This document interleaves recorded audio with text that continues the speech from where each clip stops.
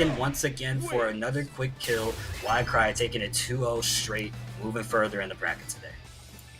As I continue to watch Wi-Fi just like compete in these breakout brackets, just being able to see the Joe develop more and more and more, and that is looking scary for what Wi-Fi is able to do per week.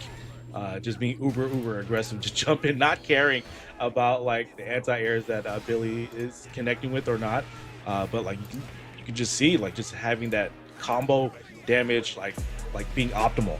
Right. You know, you can't deny that optimalness is like the best way to go. I'm pretty sure like Cry was really excited for this character. I was seeing him in our Discord, just happy with the character that he's out now and can now play Preacher and Joe Higashi at the same time. So double the Muay Thai action for sure. But that match right there, we definitely did see a good bit of how Cry is playing that out, and I gotta say they're doing super solid so far. So hopefully we get to see them continue throughout their entire Seder Wolves career without getting too tired of Joe Higashi. Which, spoiler alert, I don't think he will. No. Being the newest DLC out there, but no, just seeing the combo routes that Joe's able to do, and like whatever Twitter combos that you see out there, like it is the damage is there. It's just now. The damage is there, but now you got to establish like what Joe's able to do, like when it comes to the roster, and whether you think about tier lists or not, it's just like fully developed. Like, oh, what is the optimal situation for this, that, and everything. So but good on Cry being able to get that next round win. But up next, we're gonna get returning Diaz, who I wasn't familiar with on the breakout side of things, but I did see like they go everywhere else. They still like travel everywhere else or compete everywhere else in multiple like online tournaments. Going up against King Servbot, another T-Zoc. So you're getting like twice the T-Zoc for today at week 22 at Breakout. We got double trouble over here. King Servbot, and we just saw Gruff go. Like, we are having a blast over here. And Diaz, of course, is a previous tender over here at the Breakout series, of course, if I'm not mistaken. Let me get my notes up here, because I have to make sure I wrote this down. This dude got second at week 21, which was last week. And then he was also fifth place at Paragon Line, number 23. That was week 23. And, of course, getting second at Cuna de Lobos, number 26, which I'm sure is an online local. If not online, hopefully it's local, which, by the way, support your locals if you have. Exactly. And I mean, I gotta say, Diaz is a very good scary Hotaru player, does a very good job at guiding themselves through neutral, utilizing that projectile. The fireball war is very much in their favor, and once they're close, they do not hesitate to mix you up for days. Hotaru's got access to command grabs, got access to some stubby lows, got access to her 2C, which is again pretty dangerous as is. There's a lot of things to worry about. That is definitely a Mr. Steal Your Turn button right there, the 2C. Every time I've been on the receiving end of this, but every time I watch people just like see Hotaru, like, okay, yeah, they're done with their string and try to go for a button or go for their turn. No, that 2C is just catching them in the kneecap. Like, no. Not yet. I wish you would leave. Yeah, exactly. You try to fuzzy jump, I bet you're going to get hit by this. You're about to get mixed up like an N1 mixtape over here. Yo, get the cassette tape out, put it in the plate. Let me play some tunes real quick. Throw it to the back. Exactly. But very, very exciting. We're at the winners quarterfinal. Like I said, Diaz versus King Servbot. But I hope you guys are enjoying some Fatal Fury City of the Wolves on your Monday, whether you're relaxing a long day of work or it's still sun out like over here in Sunnyside, California. So I hope you guys are enjoying some Fatal Fury, and that there's like we show, or SNK shows like they're supporting this game throughout the week. It's not just Breakout, but also like Fury Fridays with Rome himself, and the other tournaments that are out for the rest of this week. So here we go. Yes, sir. Diaz versus King Servbot. Servbot rocking the pink and blue. Very beautiful colors. It reminds me of bubblegum. Anytime I use pink and blue, sometimes white, I'm like, that's the bubblegum custom, bro. That's what that is. I love it. But I'm sure that's not what they're going for. True. Because Servbot does have like a good array of characters to pick from. But I don't know if they made a reference with any of their characters with T-Zoc, though. We'll find out eventually. Now that we're into the nitty-gritty of it, looks like Diaz wants to keep this man locked in, but Servbot trying to fight back already. Yeah, again, with Hotaru, like you can play the fireball game and just zone him out. It's gonna be making for like a longer round. But the damage is like when Hotaru can connect their strings. But again, you gotta worry about the wake up wake up grab, wake up buttons, wake up super. Right. So see if Diaz is going to be aware of that as they continue to test their offense. Yeah, man, I like the approach right there, chasing down Serb by having a projectile, keeping them from moving, which is super vital for Diaz here. Doesn't want an active T-Zoc on their screen. Now, that is why we're getting this super off, and I believe we're dead here. Yes, we are. Yes, we are. Again, Diaz showing why Hotaru is on the first on the monthly picks. Yep, Character usage. Just raw elbow? I like that. Ooh, cross up. Take this. Nice on the bait, on the DP. Yep, some big damage here into the super. Boom. Like that. Oh, the whole show should not wake up. You're clotheslining like what, a 18-year-old? She's old enough to take the clothesline. She got it. She knew exactly who she was getting into the ring with. She has no excuse. This little devil right here, the Chun-Li of this game, basically. Oh my god. Oh yeah, using the beak just to bypass the fireball, and it connects. You know, lariat, just some small damage there. Or not small, but like, you know, good substantial damage. Hey, look, damage is damage, and we will take it in the droves, which is why Serbot wants to make sure this confirm hurts like hell. 7 hits, almost through with the SPG gauge, but does have a lot to work with. That's Hotaru now, utilizing her meter resources to put Serbot closer and closer to that point. Ooh, hitting gear. Yes, sir. I want to say we're out of SPG gauge too with this one. Oh, definitely, yeah. Yeah. Oh no, he has a sliver left there. Oh wow, just a tip. Yup. Make. Oh man, almost for the kill. Whew. I would have loved to see it happen. But Oki set up like, oh, I got grapples too. Yes, sir. See? You gonna steal the turn? And they got the round. Oh. The cross up ends it there. Oh man, King Servbot had that round set. All I need is Oh my god, dude.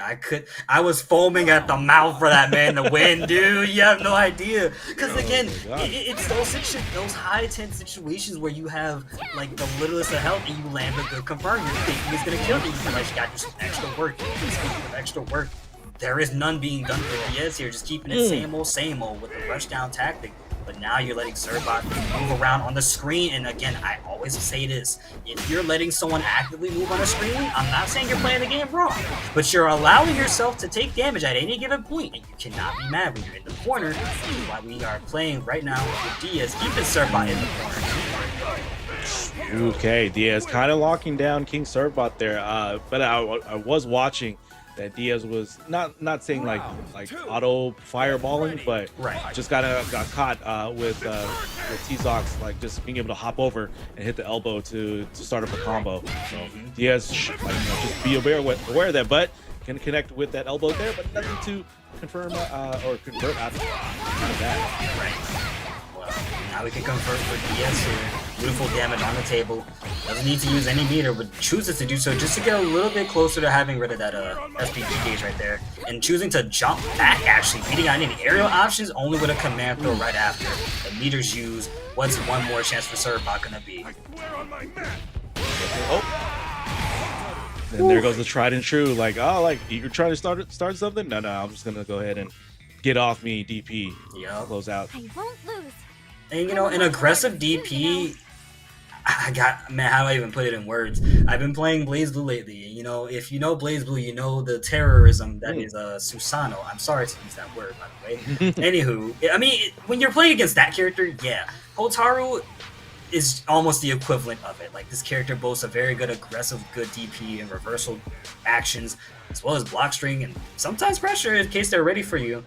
But the way Diaz uses them, it's like, man, DPing on someone else's turn, dude? Yeah. That's insane. That's some Susano level tactics. I'm just saying. Almost disrespectful. It's like, no, it's their turn. We're like, no. I'm just gonna DP. So we can stop this foolishness right now. But no, I did appreciate just the opportunities that T-Zoc and Serbot was able to do, being able to convert as much damage as they can over on Hotaru and Diaz. But yeah, it just Diaz is just locked in and just being able just familiar with as much of the T-Zoc matchup as possible. So. Oh, okay. And the North Stars AI has informed me that the custom that Cerbot was using was the Breakout custom. Actually, did not Oh, recognize that. nice. Oh, okay, I okay. don't know why. I was Nice. We get a expecting. little. Yeah, Yeah, which is where you're getting little Easter eggs over here. I like that.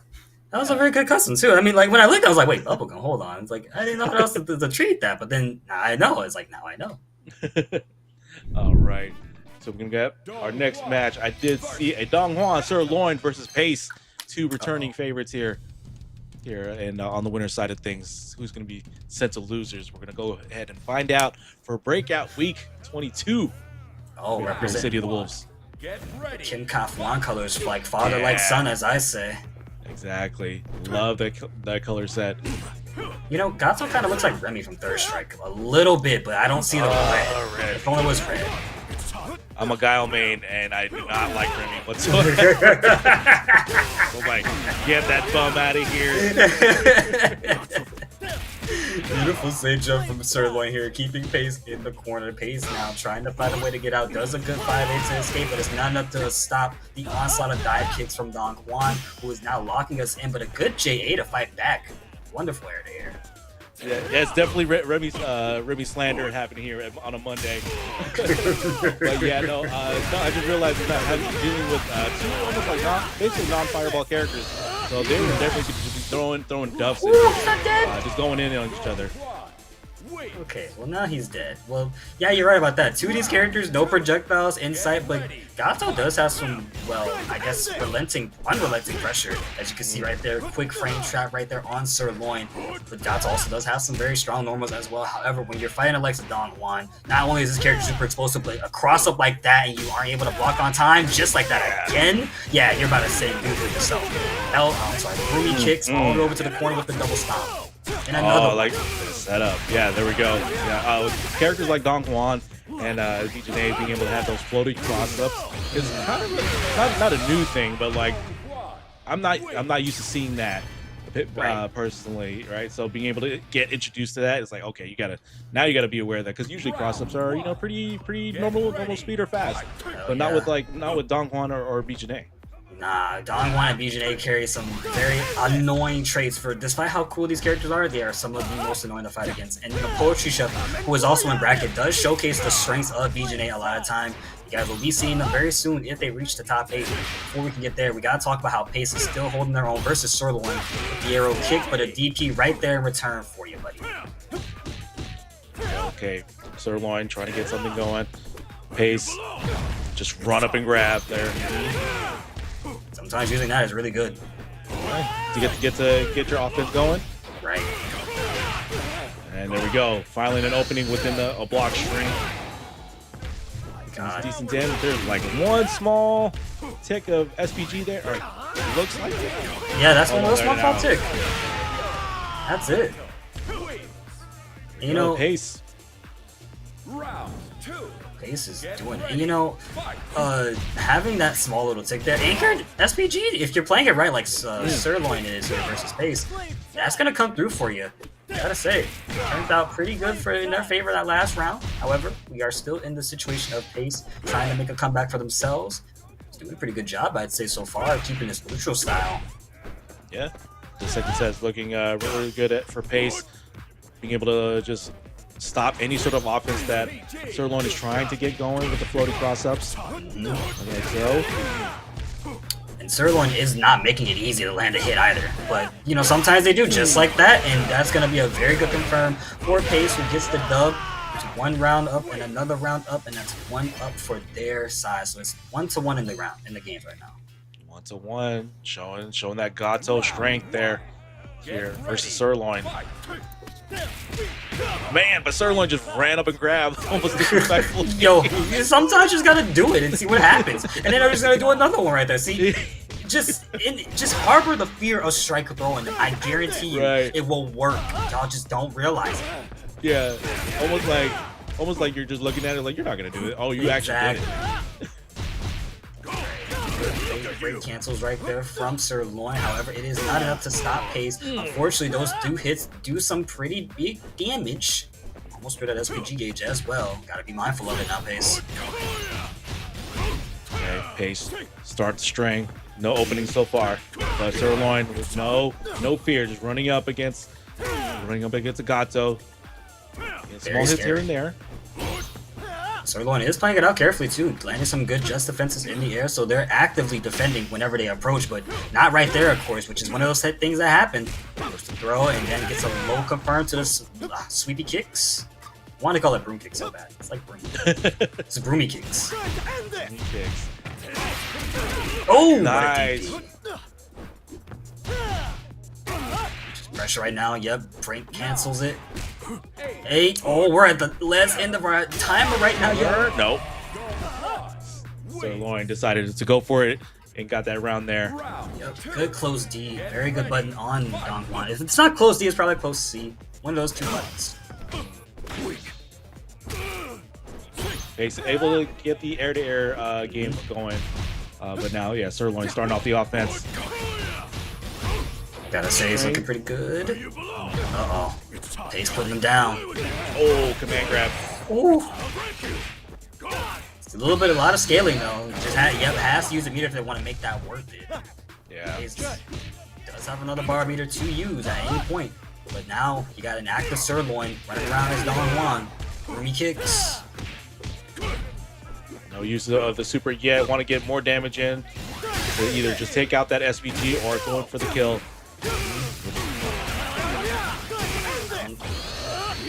Oh, there's one super right there. Took out the SVG.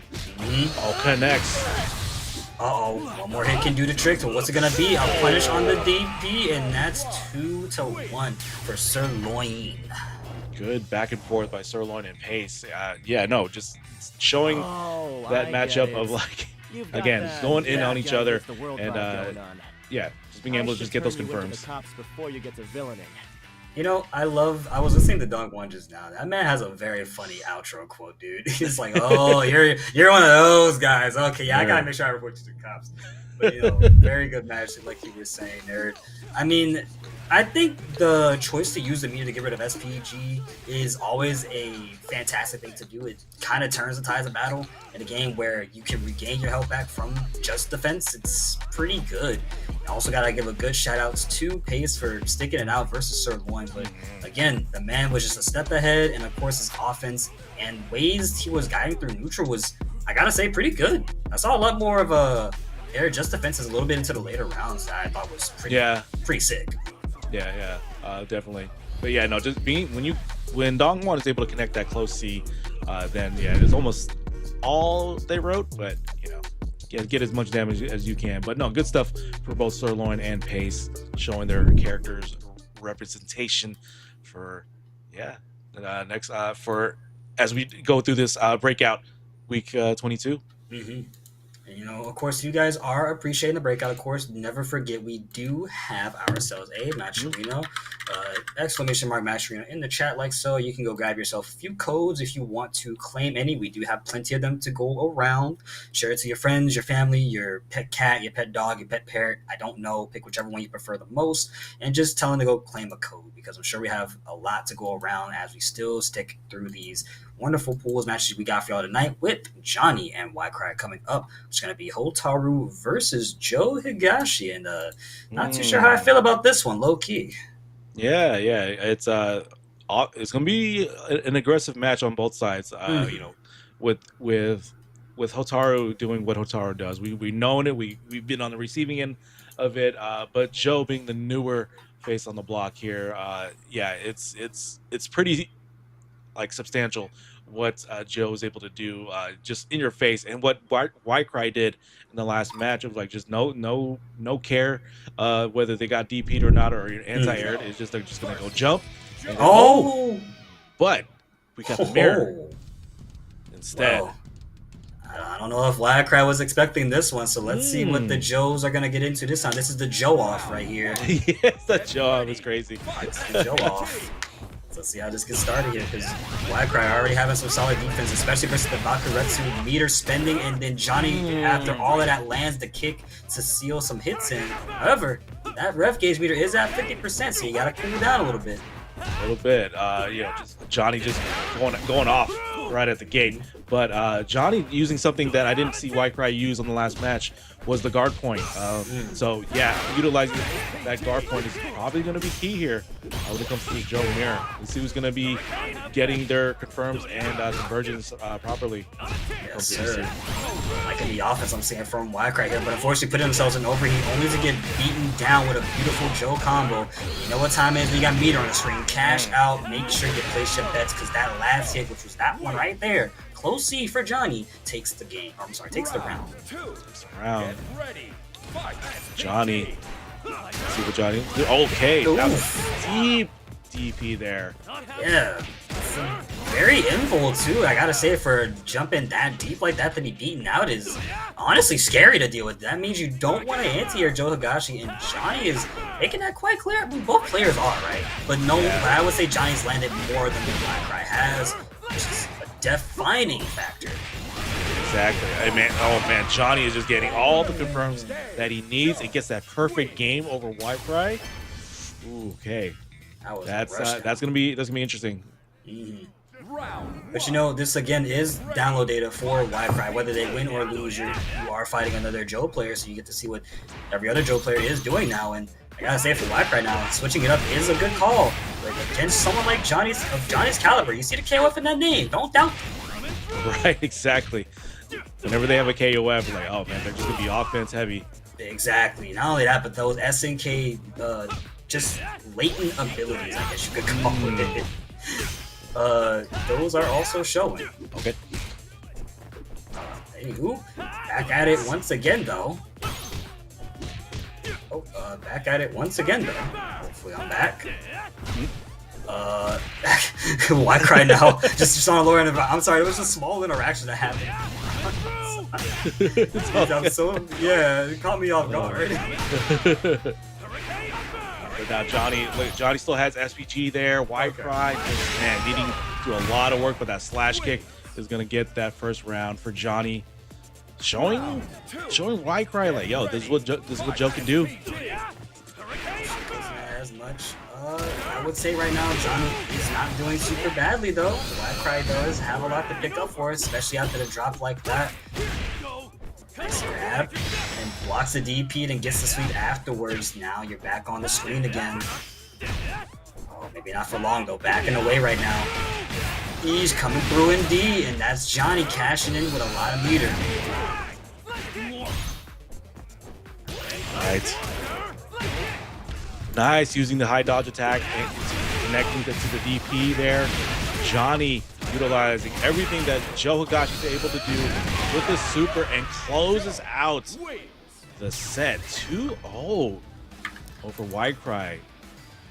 Yeah, I mean, it's tough to say, you know, when you meet a character in a mirror match that is your own character, so aka the mirror match, you start to see the gaps there. And I mean, hey, Johnny again is probably the more experienced in that matchup, which makes the most sense. But you know, Wildcry did stick it out and do their best to fight back, which I gotta say it did work out for them in the end. Yeah, just Johnny. Yeah, Wildcry as Wildcry is continuing to develop the Joe, being able to see what is possible with what Johnny did on that matchup. Man, it was basically Johnny's sets, just seeing what was able to connect, like what the combo convergence is. And Johnny was just on point there, everything connecting again using the guard point that we didn't see on the last Wildcry matchup. But man, just okay. It's like this is a scary thing now. So if Joe can do this, and then say like you're a Hotaru player, like man, that's scary. Because he didn't really like use the Hotaru. Right. And using someone that is not your main going into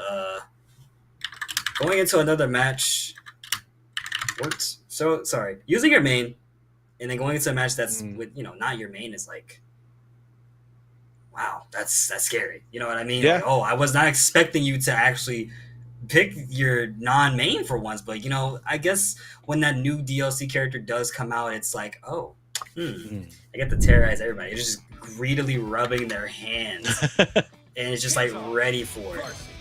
Exactly. But also with the update of like separate character rankings. So, Mhm. you know, Johnny. I mean, whether it mattered or not, it's like for Johnny, uh, they were able to grind it out with Joe on their own time. So, but up next we have Poacher Chef versus Gruff Goat here. T-Zoc versus BJNA Mhm. here at Breakout. See how Gruff Goat is going to take on the floaty crossups versus BJNA dealing with the potential wake up of grabs, drop kick, supers of Gruff Goat. Yep, and Grufko is looking like there's a lot of life lost right here. Again, Poetry Chef, common name for us breakout commentators over here, especially guests alike too. They've seen this name around plenty of times as we are getting into the oppressive offense that is BJNA with the fake cancels. My God, nothing but 5C and whiff canceling on top of that, and I believe we're dead here with the super, giving the kiss of death. That was extra. Yes, that was not free not of charge. That was not even the KO hit. So free of charge, like you didn't have to do anything else. Exactly. I know a lot of people who will want that kiss. All right. No, exactly. You got that. You got that extra. All right. Quick like confirm off of the 5A and then immediately closing the gap. This is not good for Grufko because again, BJNA, if you allow her to get started, this is what starts to become the whole match itself. Grufko trying to find a way to stay alive right now, but it's really, really tough to Tok. Again, not too many good reverse launches to escape, and haven't even getting a chance to use Red Blow at all, but we get a quick Lariat like confirm. Now we're unfortunately losing some health again for that mistake. This is gonna be it here. Man, yeah, Grufko having they're trying to find the gap there of the strings, but BJNA is so good on the breaks on itself that it's hard to find those gaps or like just start up offense.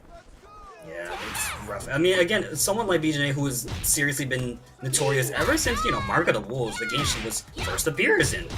And even in KOF 15, she's a very dominant character, does just how to play around with your mental, knows how to keep you trapped in the corner, especially when a lot of her strings are either multi-hitting or just very, very active and long-reaching.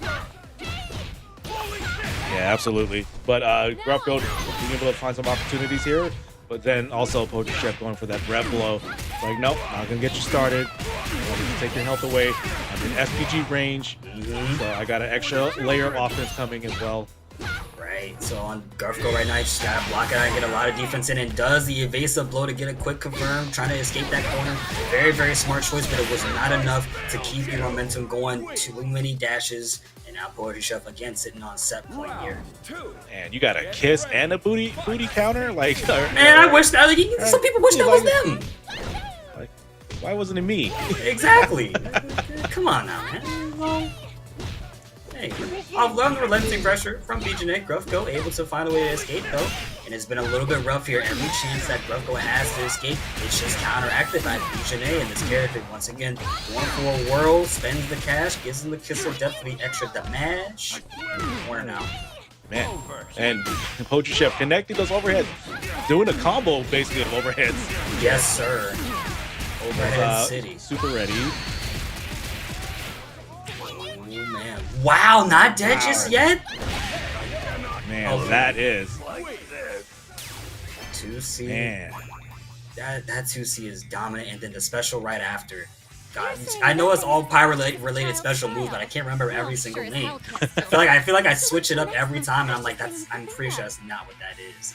Either way, the tomahawk was just super duper good, and that closed out the round. Again, those high pressure situations like that, where the one last hit causes the downfall, it's super scary. And I mean, I feel for Gruff here. It's a tough match to come through, and they stuck it out. But again, someone of BJNA's caliber, that character tier, and she's on top, always.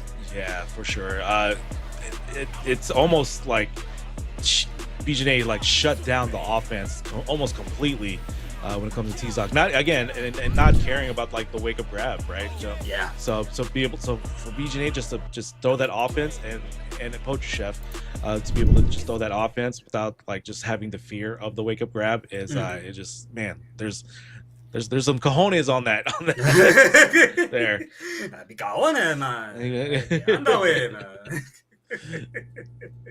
Yeah, that is definitely that was definitely a good match. You're right about that. For sure, for sure. But yeah, no, we're waiting for our next match here. Poetry Chef going to be back on. Looks like versus Diaz here, and now, oh no, never mind. Now it Oh. says Johnny versus Sirloin. So now Johnny is going to be going up against Sirloin here. Joe Agashi versus Dong Juan. That sounds tough. Just immediately thinking about it when it comes to Dong trying to get in, while Joe can just hurricane and tiger kick. Yeah. Right. Kill the EX, spends it for some extra damage. Like I sure do love dying off of jumping in sometimes. I mean, again though, what isn't a fighting game when you don't die off of a mistake, right? So exactly. It's gonna be a tough time for Sirloin and maybe even Johnny. I want to say these two might have played sometime in the past, but you know, times have changed. Weeks go by, and sometimes you forget that these players actually are familiar with each other. Right. So we'll just have to see as the match goes on, or you know, maybe in the beginning of the match. That's all we're looking forward to now at this point. So I think some key things would be for Sirloin, or at least with Dong Juan, facing against a Joe, would be empty jumping in, try to bait out a DP, or empty jumping in to, like, you know, empty jump low to start string, right? And you definitely using those JDs. You have to keep the oppressor. As the oppressor, you have to constantly throw out those JDs. Like, number one rule for KOF for me was like, anytime you got a JCD, just keep using it. Chris JCD? Man, that's a nightmare and a half right there. It's a nightmare to deal with. All right, here we go. Sirloin versus Johnny KOF here. Oof. Oh man, already this is a pretty good confirm right there, but a couple hits in already. Blood has been exchanged on both parties now, and is now back into this small neutral game right here, but one character with a projectile, the other one does not. However, does have some floating ways to get in. Like that right there, just, you know, stalling that airtime out with a double jump. Exactly. Yeah, I think we're seeing the floaty jumps being the thing to combat just the reactive DP there from Johnny KOF, and also like just being the fearlessness of Sirloin of just running up and see if Johnny KOF would be like just be able to react to that. And oh my god, wow, the just defense on Johnny's DP? You're actually Sirloin is kind of cooking like a sirloin. Right. And is putting the A1 on the steak, bro. Oh my god, that could have been nice. I appreciated the jump back dive kick there, but yeah, nothing to convert out of that. But now Sirloin on Red Blow. Able to find the way around right now. Does now have Johnny on the offense. Gets caught with the overhead into a quick 3-4 hit. And then grabs the Red Blow on. Wow. Oh my goodness. I thought that would hit anti-air, but no. That is scary, dude. Yo, this character do not play with them on offense. If they'd have made that hitbox a little bit more like higher, I guarantee you that would have been like the best reversal. Right. But we do get to see a little preview, like Sirloin was almost able to close that round. So like there is potential, like opportunity there for Sirloin or for like Dong Juan to like just how to combat against a Joe. I remember the big picture. Rumi kicks once again, running up, jumps up, actually in response in kinds, and now we're dead for it. Just like that. Johnny KOF with one game up. Almost had Johnny on the ropes too when it comes to Sirloin's offense. So yeah, see more of that from Sirloin, but I think Johnny now has an idea like what Sirloin is going to do. So now he's going to be just utilizing his game plan, but as maneuvering and defensive as possible too. Gotta say, this is a little bit challenging for Johnny now. I mean, again, Sirloin does know what to do. The adjustments are going to get made at some point. Hopefully I do soon, because, you know, Sirloin is working toward that last half of SPG, which we are now up in tie of. It's going to be a little bit dangerous. Does that mean to cash out? Do we see it here? Yes, we do. Dude, and it closes out the round here. So Johnny's on set point here. Winners semifinals for Fatal Fury City of the Wolves. Get ready. And I want to say Sirloin, I mean, again, he isn't making the wrong plays by any means. Sometimes you could choose to slow down a little bit more, but you know, that DLC privilege of not knowing what you're going up against sometimes matters. And I'm not saying it's helping Johnny, but I wouldn't be surprised if someone was like, I didn't even know what the character did for real. Right, exactly. Again, utilizing that jump back dive kick just maybe like a escape plan there. But now Sirloin is able to get some good damage in. Throwing the super for added Added flavor. damage. Yeah, there we go.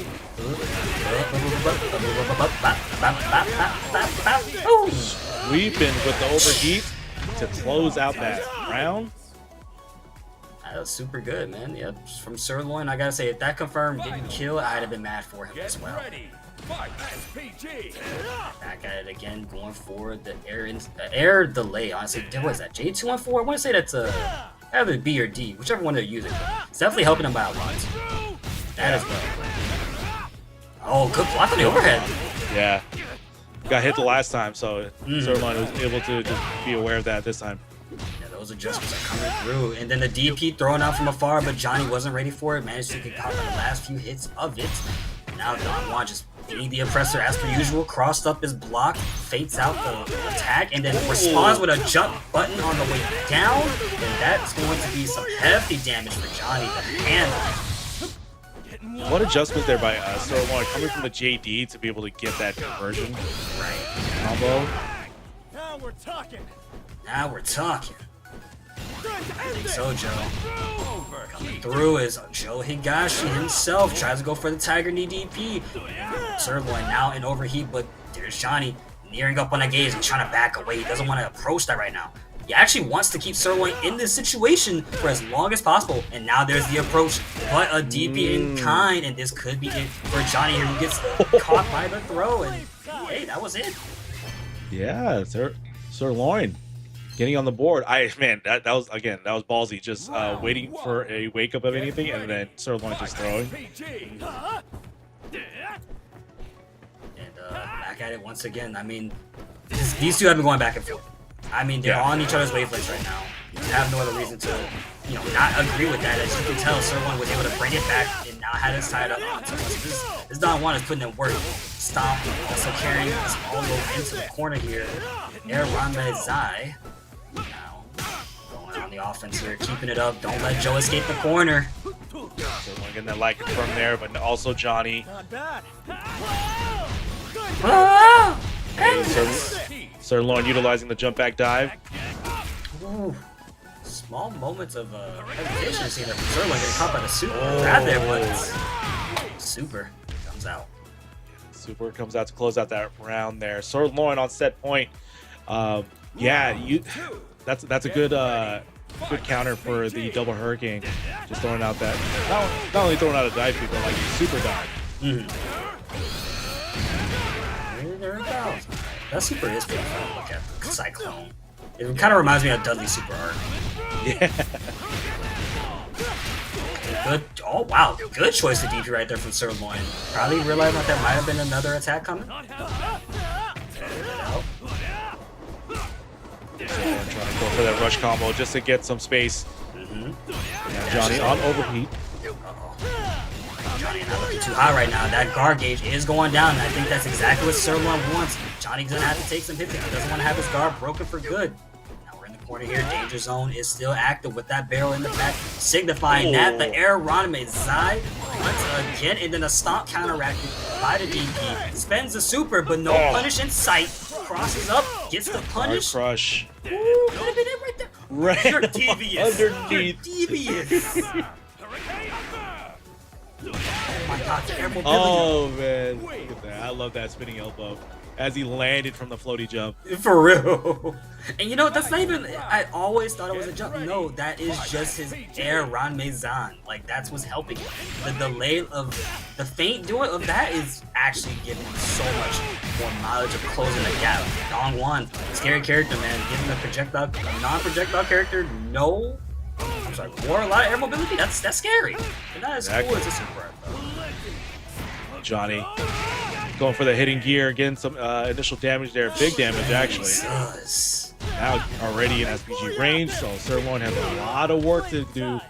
Want to close out the SPG, but also closing out the round. Yeah, taking some time. Johnny was doing nothing but neutral hops, and eventually the fish takes the bait, and that is Sirloin going down. Sirloin, I mean, man, good on Sirloin for the attempt. Fundamentals are with everything. again not having a fireball, being able to utilize those floaty jumps and to like baiting out a lot of things that Johnny was reacting to, like with the DP or like an anti-air, just getting over or running under too from from Joe's offense. He took a little page out of Johnny's book there, grabbing him on the wake up. So Sirloin said, I can do the same thing too. And what better than to do that to your opponent who just did it to you, right? If it works, it works. Also, gotta call out that, again, Johnny's defense was super duper solid. I mean, what more can I say about a guy who knew exactly how to just hop, get a good DP into a full conversion, and then seal the deal? But can't count out Sirloin, who landed a lot of those Ramezais, closed the gap with the Ramezan. And again, it was well done. I think it might have caught even Johnny off guard. Exactly. Yeah. As good defensive Johnny was, like the Sirloin's offense was like, man, that's some big damage. And he was able to convert whenever he got the hits in, and yeah. Round one. We're already jumping into another match here. Pojuchev versus Diaz. These two have played time and time before, so I wonder how this is going to turn out this time. This rendition of our Pojuchev versus Diaz, I wouldn't call it a beef set. I would just say a rival match. There you go. Yeah. So this is a like battle of big damage here. Who's going to connect first? This is winner semis here for Breakout. So whoever loses this is going to be on that loser side for the rest of the night and only has one shot left, aka the bracket demon. Exactly. Alright, Diaz connects. Continuing to carry us all the way to the corner here, getting poetry out of SPG. Like confirmed right there from Diaz. Does not have enough to seal the deal though. Gets the command grab in place of it, and despite that scaling potentially being on there, does Hotaru really care about scaling? Like, no, not at all. Exactly. So one character they let slide. I like the use of that fire C from Pojuchev right there. Just break canceling too to continue that offensive like momentum that they had going. But now they're blocking projectiles for a second, and now Diaz responds back. Sorry, does not respond back. Actually, Pojuchev counteracted with their own projectile. But Diaz has the upper hand by putting VJNA in the corner, and slowly but surely going to be out of SPG with one hit. Pojuchev with the rev blow here. Start to get some good damage and get into the SPG range, so Pojuchev gotta watch out, but Pojuchev gonna go for that hidden gear to get some more damage there. Oh my god, yo. This super so cool. You're getting missiles thrown at you like that. And those are shoe missiles. How's that not like big damage, right? Right. It's even cooler because I get such Sanji One Piece vibes from that super that I love it so much. It's really cool. Nice rev blow as well from the chef himself, cooking up with the 20 savageries. But Diaz says, I got the Tapatio right there. Put that inside your soup, buddy. Tapatio. Sir, and then the Cherise right there on top. My god, Diaz. Diaz being able to close that out, but again, they're just throwing it right now. Always surrounded by friends. I gotta say, man, this Diaz dude, bro, you gotta be careful with him. I'm saying dude, but I mean that in such a respectful way. Alright, ends it off with the DP break pressure. Yep, very good for Diaz right now. And I love that Diaz does not give Pojuchev time to play the game at all, because again, he does not want someone as aggressive as VJNA in front of their face at any point. Yeah, using the zoning of Hotaru there, keep locking down VJNA is a very, very good tool. But Pojuchev trying to get something going, connects the close C, some damage into the super, takes out the SPG. Now we got Diaz on the lower end of their health bar here, and you know, Pojuchev, I thought they were gonna make a kill, but I guess not. And that's gonna cost them this whole round if they don't manage to do so soon. He's gotta walk down and close the gap versus the young girl right here. The Pirate Queen herself jumping around, trying to stay alive right now. Gets caught by the a small low. Stubby, and then the command grab. Man. Like I said, if Pojuchev had closed out sooner, he wouldn't have had to worry. Now we got Diaz sitting on set point. Yeah, Pojuchev being able to get that JD off the fireball. Hopefully we can see more of that, since that's a good component of Hotaru's game. And right now, Pojuchev getting some good damage. Once again, getting to the SPG range. Just gotta be aware of that. Yep. No joke for a reason. Back at it again is Chef with another beautiful combo, doing themselves the pleasure of not dropping it this time. He's gonna cash out as hard as possible, really, too. I get it. Get all that damage in if it's possible. Exactly. Don't burn out. Chef looking good so far, but you can't count out Hotaru. That can bring it back around. And Here, now, SPG. woo. Francis, DP's a response. Oh, Oh, buddy. once again. Diaz Oh, looking, now it's looking even. Gets Oh. a second command grab and brought it all the way back. Diaz dang. over Poetry Chef 2-0. I like how you're always And they surrounded said, by and you said it friends. was looking It's like, so you know, sweet. that was commentator curse, like just ready right there. I meant even in health. And, like it went Oh, back even to in health. even in health. I was like, oh no. They were ready for you to say that one. I was like, even, huh? You want to say that again, buddy? I'm telling you, man, never doubt the characters with a command grab, especially someone as aggressive as Hotaru and the way Diaz makes her out to be. I would say if I play this man in an online setting, whether it's ranked, quick match, here, I'd be afraid of that at all times. Yeah, you're going to catch me fuzzy jumping all the time, Bucko. I'm not lying. And the fact that Diaz went for two command like Rev Art like command grabs, like man, usually you expect the first one. You never expect the second one. Really. Never. It's like I was playing some games earlier in a different game, of course, and I'm just like, you know what? It'd be really funny if I landed a slow command grab on you more than once, and lo and behold, it gets everybody. It gets everybody. Exactly. Oh man, Gotta love it. But yeah, that is looking like the we're getting down to the top 8 here. We just saw Poetry Chef versus Diaz, and then Johnny and Sirloin. So up next on the bracket here, Diaz versus Johnny. That is going to be an amazing match. Oh there. yeah, winners final versus the 3. And then then you got the loser side here. Gruff Goat. Oh man, it's a T-Zoc off. Ooh, Gruff Goat versus King Servbot, and then Y Cry versus Pace. Sirloin and Poetry Chef waiting for the winners of those 2 matches on the loser side of things. So yeah, we're getting down to it. That's going to be a real scary little bracket to go through. Well, in the meantime, I will be the one stepping away. You guys will be able to keep Nerd in the Bay, but of course, my good friend and good man, Tomadog, will come through to hold down the fort for top 8. So with that being said, guys, really quickly before I step off, make sure you support that match arena. We got plenty of codes to go around. I'm sure we have more than 40 sitting around. If hopefully it's 30 at this point. If you have been claiming them, of course, that's number 1. And number 2, make sure you guys just stick around and enjoy the top 8 because we got plenty more matches to go through. And I have been the one and only guy for good rhymes, good vibes. It's cool Moko time, and it's now been concluded here. Other than that, we will take y'all to break in a few moments. Y'all take care, stay easy, and be easy. Thank you. Yes, sir.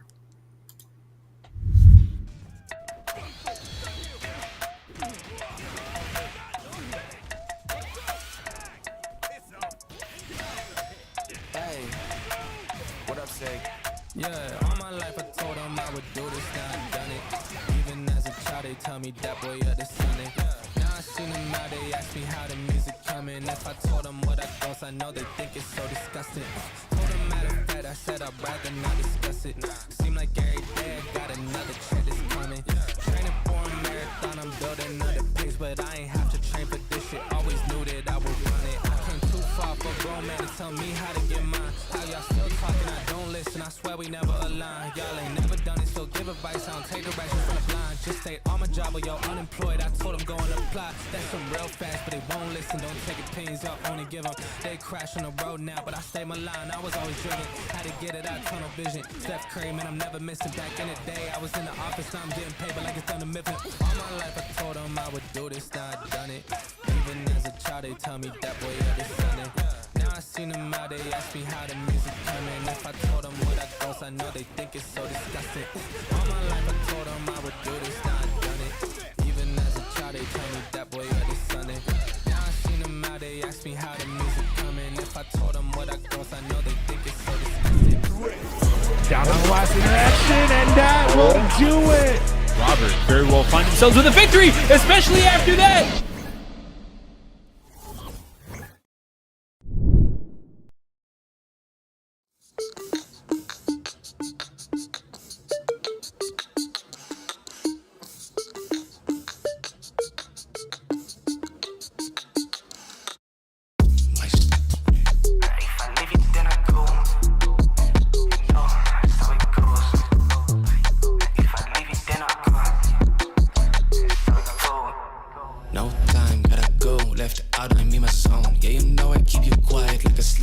can keep on, but I got it now.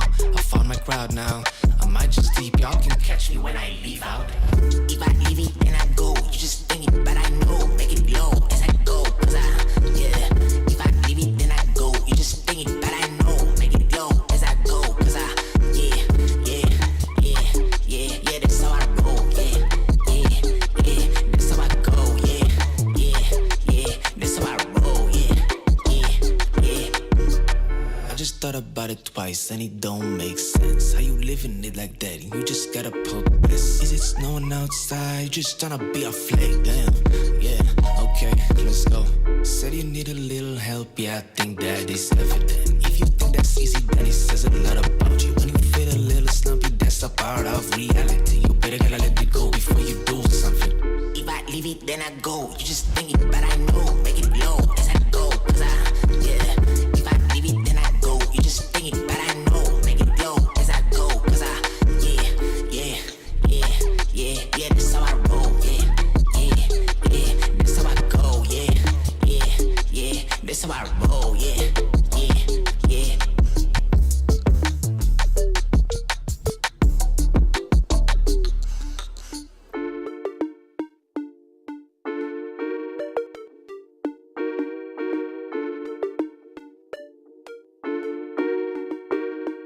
If I leave it, then I go.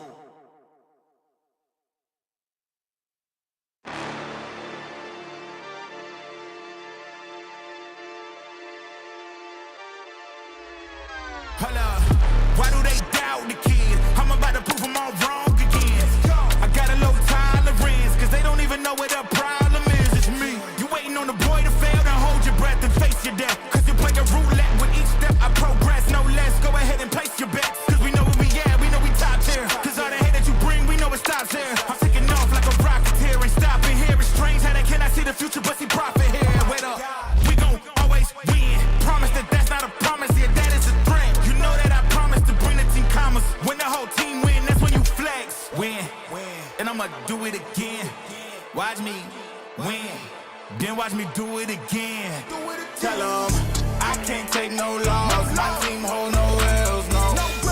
Aiming for the top, can't make it by myself. I ain't taking no loss. I ain't taking no loss. Look, I'ma always win. I ain't taking no loss. Look, I'ma always win. We already know that we the coldest. Watch me heat it up, let me focus. I'm going toe to toe with foes. I know they notice. I kick in doors, they only hope for closing. Why? Cause they know I go again. And when they in the drought, I'm the one that can make it flow again. Talk to me nice, my team they ready to go again. Running into us, we'll gladly send you home again. Yeah. We don't talk, better know the grind gon' match my walk. I'm a cheat code, I don't take no loss. Making no sense, run up the scope. Cause all I do is win, and I'ma do it again. Watch me win, then watch me do it again. Tell 'em I can't take no loss. My team hold no L's, no. Aiming for the top, can't make it by myself. I ain't taking no loss. I ain't taking no loss. Look, I'ma always win. I ain't taking no loss. Look, I'ma always win. I'm winning again and again and again, and it's all on repeat. I'ma just sit at the top cause I'm running it, dog. On me, I don't know defeat. Had to get back on the phone. I told them don't play with my name cause I know that it rings. They want my spot at the top with the crown and they ask who's a rocket. I tell them it's me.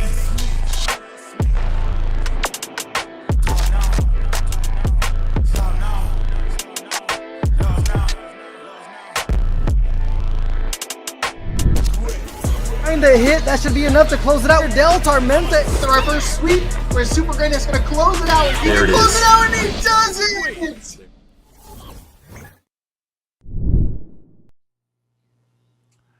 Hey, what's up, everyone? I am Tomodoc here, not Kumo, but I'm going to be here with Nerd and Debate to finish off top 8 for Breakout City of the Wolves, number 22 tonight. And you know, as Nerd and Bay was actually, you know, it's starting to get dark over there in the West Coast, so he had to put on his neon lights to show off that, like, you know, he's trying to attract attention, probably not the right attention going in from the back alley of the neon light. No, just joking. How are you doing, Nerd? I haven't talked to you in a little bit. It's been a minute, Tomo. Yeah. I've been good, man. Just holding down over here on the West Coast side of things. Got a busy got a busy November, really. But yeah, no, I'm doing good. Being able to cast every single week. I've been doing weekly here at Breakout, so I really like it. I got 2x KO tomorrow, so I'm excited about that. Oh yeah, So busy. great. Yeah, it sounds like you're busy. I mean, 2XKO, like one of the big games that it's also coming out as well, or that has just come out ish in a way. It's a weird beta closed early access. I don't know what version they're on right now, but we're right now in the middle of basically now in the top 6 version of top 8. Oh no, we're still in top 8. I'm sorry, my bad. We still have our losers round 1 to go, but right now with our losers round to go, we got I believe Gruff Goat and King Servbot and Ycry and Pace. Ycry and Pace, I believe, is Ycry using Preacher still? Ycry is using Joe. Shifted from Preacher Muay Thai to Joe Muay Thai. So he decided to go to Joe. Nice. Yeah. Oh man.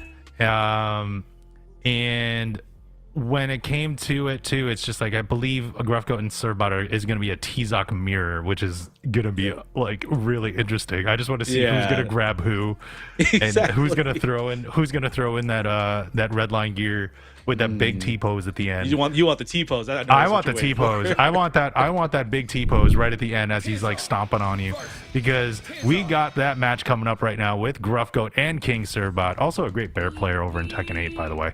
Nice. He is very good. I've commentated a number of matches of his in Breakout and in other brackets too. So awesome. This is sort of his wheelhouse. Yeah. So production was mentioning that I believe Servbot is using the Breakout custom colors there. Yes, he is. I thought that was very interesting. Yes, he is using that. He is using those colors right now. And at least, ooh. I guess that was custom too when he's just where he's just wearing the Speedo. But right now we got the dashing up by Servbot with nice little cross up going in, trying to get some of those heavies to connect. Oh, nice big overhead to start it off, but here comes the rev blow. Yeah, rev blow just to get off me right there. Gruffgoat just getting hit with a double drop by King Servbot. Big combo, but no. Maybe drop a little bit over here. This is like a battle of like getting your combo in first. Yeah, definitely. Oh, and a big, basically just getting that combo off by Gruffgoat and is able to close out that round, get first blood here in losers round 1 of top 8. Yeah, got hit with the kitchen sink. Oh, and yeah, you're not getting away from this one, dude. Nerd put in $100 because he won a lot of money at like Umasame, like the horse racing game. So he decided So he decided to grace us over here and donate $100 to the pot to the players here for tonight's festivities. As Gruffgoat was able to, while I was yapping and giving props to Nerd in the Bay, Gruffgoat is able to close it out there and get the first game. I'm giving away my Ume Sume bucks over here. Yes, you these are. Two T-Zoc wrestlers over here. He's making it rain right now. I can see him right now with the Umasame bucks, just like while they're both wrestling in the middle of like the forest. Yeah. Could be so off more on the scenery and environment of like making it rain. But right now, who's making it rain? King Servbot going in with the big elbows and trying to get going in. Oh, try to do a little anti-air with the big heavy. There's a lot of that chop action, or trying to connect with that chop for a wild punish. Gets the hit for the counter. Ooh, goes for that EX air grab. It's not exactly the T pose, but you get like a it's anything is it's all entertaining to me when it comes to T-Zoc, just because it's just a fun character to watch. Like he's the fighting game wrestler that I want, because they're just so ridiculous. Him and I forgot the dinosaur. King of Dinosaurs. Yeah. So as we're going in, oh man, nice little like confirms by King Servbot to keep Gruffgoat in the corner, but the wake up super. There it is. Yeah. All right, King Servbot. It's like, all right, you gonna do it? I'm gonna do it too. You get it twice. Oh yeah, and then Servbot decides like, you know what? I'm gonna make myself do that too because, and I'll do it with style as equal. Use it to close out the round. There must be more to you than this, though. Yes, Lobs, it is grappler on grappler action. Mormon's asking which one's your horse. Which one's my horse? I need pictures. I need like pictures taken of like me like, oh no, you caught me actually playing Umesume and being disgusted. Yeah, being disgusted. Like, oh, I got caught. I got caught now.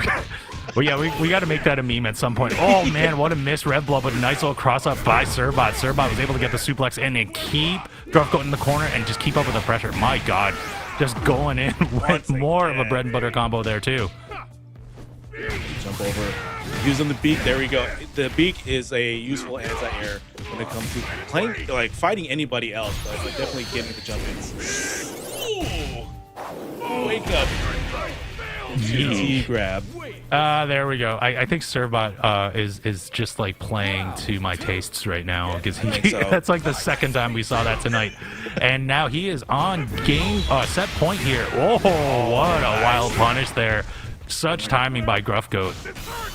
Oh, empty jump grab there as well. Gruffgoat trying to get something going, but Surbot has almost like been running over Gruffgoat, but there's still a chance there with that neutral jump to the combo. Needs a little bit more just to close out this round. Man, Surbot got a little mixed up there, and the air rev low will close it out, and Gruffgoat will get that round. We're going into a final round here in Losers Top 8, round 1. Yeah.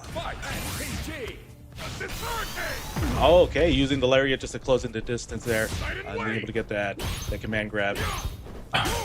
Oh my! This is such not a traditional fighting game because there's so much jumping around right now. Yeah. And it's the two characters that you don't expect to be jumping so much. Oh, exactly. What confirmed by Gruffgoat there. Oh, and he misses the super though because of the jump. And now here comes Surbot, and he'll go into his super. Big cinematic right now. Hidden gear. You get a whole tornado before you get grappled in the air. Huge damage there. Oh, what? Gruffgoat was oh, what? Oh, what reactions there by Gruffgoat? What is going to be the Oki? Oh, no. Oh. See how Surbot is able to get out of there. No, the light confirm was able to get it for Gruffgoat and get that round and win that final round to get the set. GG's by Gruffgoat. He was more, it felt like he was more on the defensive side of things. And Surbot was just throwing all that offense, but Gruffgoat turning that around in the last round, even when dealing with a hidden gear super, but utilizing that beak was the key thing over here. When it came to like anti-airs or high hits, it definitely puts mileage on him for Gruffgoat to get the win. I mean, when it comes to Surbot, like Surbot, his playstyle is, if you've ever seen play Tekken, it is very, very offensive. So I am not surprised by that, where Gruffgoat was actually just trying to wait for his turn. And actually, especially at the end, like he was just playing that patient game. Even with that baited, like even though he missed that super, which I don't remember which level that was, but like I would have tilted by then and like lost it, and he kept the patience there and was able to close it out. As you can see right here, just gets that light confirmed to close out that round and gets that final round to get that set. So Gruffgoat will move on into losers quarterfinal. You win a match with Sirloin. Yeah, exactly. This is your winnings right here, a match with Sirloin. But we actually had a raid as we were talking about the match. CFGC. Yeah, FGC there. Thank you so much. Thank you so much, guys, over there at CFGC. I know Ashervok is like one of the people that does work with them a lot. He is also part of Breakout as well. But like, I love the stuff that they're doing over there with the collegiate esports style things. I believe they were doing Street Fighter tonight. I don't know off the top of my head. Okay. But you know, it's one of those where I just love how we have all these different communities and organizations just working together and actually doing something bigger than just esports itself when they're, you know, so it's shout outs to CFGC and all of that. But right now our next match is Y Cry. You know, basically I think we should just he says he's a commentator, but now he just keeps, just playing this game and top at a decent level. But with his Joe Agashi, Y-Cry will be facing Pace, who has a really great Gato. Like, it's insane, and he plays it so with such patience that's it's scary. Yeah, no, for sure. And having to deal with this onslaught that Joe Agashi is going to do with Joe Agashi, Y-Cry, it's dealing with the fireball again, reacting to the DP.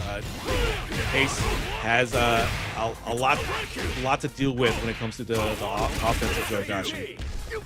Oh, well, right now we can see that patience and now the aggression by Pace just keeping Y-Cry in the corner, but the little wake-up DP by Y-Cry to get out, to get some room for him, goes in with the lightning punches. Wow, just going in with more moves, but there's the confirm by Pace. Yeah, Y-Cry definitely trying to just almost cash out to bait an opening so he can get some sort of damage in, but Pace, again, being patient, being able to block, and getting this round as well. Yeah. Get that conversion combo. That's what, I do remember Pace, and just waiting that patience, getting that opening. I mean, really just starts off the confirms with like 2 or 3 different moves, and that's pretty much it. But once he gets those in, he optimizes those combos. As you already see, Y-Cry is already down, already in the middle of SPG with just that one combo. Yeah, here we go. Okay, Y-Cry try to go for the cross up with the golden heel. And once again, crosses up with the jump. Y-Cry not really caring whether there's like an anti-air button or like a DP. He's going to try to get that jump in to get that big damage, but Pace able to get that button in. Oh, man. Closing it. No, not closing it out.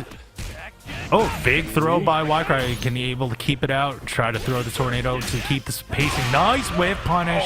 Oh, but didn't fully close it out, and Pace was able to interrupt and closes it out and gets that game. Yeah, there was a gap. There was a gap there. I was not expecting that. I was like, oh, he's gonna get a comp. Nope. Like, I didn't realize there was enough of a gap for a DP like that. Had a really fast. He has really fast fingers. I'm hoping, like, if he did that on stick, that's crazy. Yeah. All right, Pace again, starting it off. Big damage off, right off rip. But Y-Cry, just get off me. Start trying to get something going. Oh, good. Nice right flow there. There it is. Now there's that big super right there, level 1. Nice bait by Y-Cry. Y-Cry is going to take advantage of that missed DP and close out that round. Gets actually his first round on the board here. And we'll see if this is a mounting comeback to get this next game. Let's see. Good thing that he was able to like JD that DP there. Oh, nice another block DP, and now here comes Y-Cry. Slash kick. Good combo damage right there. I'm playing around with Joe right now, and it's like, what do I need to link when it comes to like the EX moves? Like with Terry, it's pretty straightforward, but with Joe, it's like because there's a good portion of them are like knockdown hits. I don't think that kind of matters right now, as Pace was able to get the timed up rev blow, like counter rev blow in there, and goes into the cinematic, which I believe this will kill. Or not. No, I was wrong. I was wrong. We're down to a whole pixel. Oh, this might be. Oh, man. Oh, Y-Cry be able to close it out? Yeah, he will. Gets it in with the level 1 super. Gosh. Yeah, so, again, Y-Cry showing like, okay, this is what you need to do for EX to connect and to get the big damage. So Y-Cry is finally on the board there. But it was looking to be like Pace's match. Yeah, set to win. I would have done the same thing. Celebrated a little bit too early with the super myself because I really thought that was going to be done, but it wasn't. And Y-Cry was able to stop, even come back from that to close out that round. And now here comes Y-Cry going in with that more momentum, getting the cross up, going, and now pushing Pace back into the corner. Putting in the offense, but now Pace, they're just going back and forth right now, trying to get into that corner position. Getting the button there. We're just buddy hopping everywhere, going on. Oh, big DP though by Pace to sort of keep up with the pressure. Now putting Cry in the corner, but Cry was able to get out, and now he's pushing Pace back. We're gonna get the air. Now jump back into the rev blow for the knockdown. Wow. Nothing to. Okay, good run up throw. Ooh. Oh no, this could do it. Has some meter to mess with. Go to level 1. Yeah, that should kill. Pace is on set point here. We're getting a lot of situations where the people are using their ending combo what it looks like it's going to kill, but no, you get like that small like tick of health, and then people are just bringing it back. I like how they're launching the supers with only like literally 5 pixels left, like just to be sure. Like at this point, usually that was called BM, but like now it's like no, we just want to be sure at this point. And Exactly. yeah. Oh, look at the cross-ups, like Cry trying to keep Pace off balance, but like now Pace is able to confirm again with another level 1 super, so it has another super on deck. Good defense by Cry, waiting just for either the string to be done or trying to find that gap opening. But now Pace being a little bit more defensive, not wanting to get caught by anything, but he's gonna get caught by this small confirmed super. Gonna get juggled a little bit more. Cry having nothing left in the tank in terms of like resources. So that was close. Like you saw Cry almost press the button in the back turn stance, but it was not falling for it. But now Cry is down to a whole pixel, and Pace was able to pressure it out and get the counter hit and close out the set. Yeah, good tech there on that last instance by Cry. But yeah, no, just that run up light was able to just get that win from Pace. But yeah, no, that was a close match between the two. I mean, it looked like Pace had like basically full advantage from game 1, but you saw Cry just like wake up. I don't know if he downloaded or just decided to just do a different game plan. Actually, to be honest with you, it looked like he was actually like, you know what, I'm just gonna have to press my buttons and make sure I become more aggressive. And I would say maybe panic Pace, because there was a couple of those block TPs that really turned around the match in game 2. Yeah, exactly. But Pace was able to just get the jump-ins that he needed for just that big combo, and to make sure to close it out with that level 1. And Pace is able to move on the loser side of things.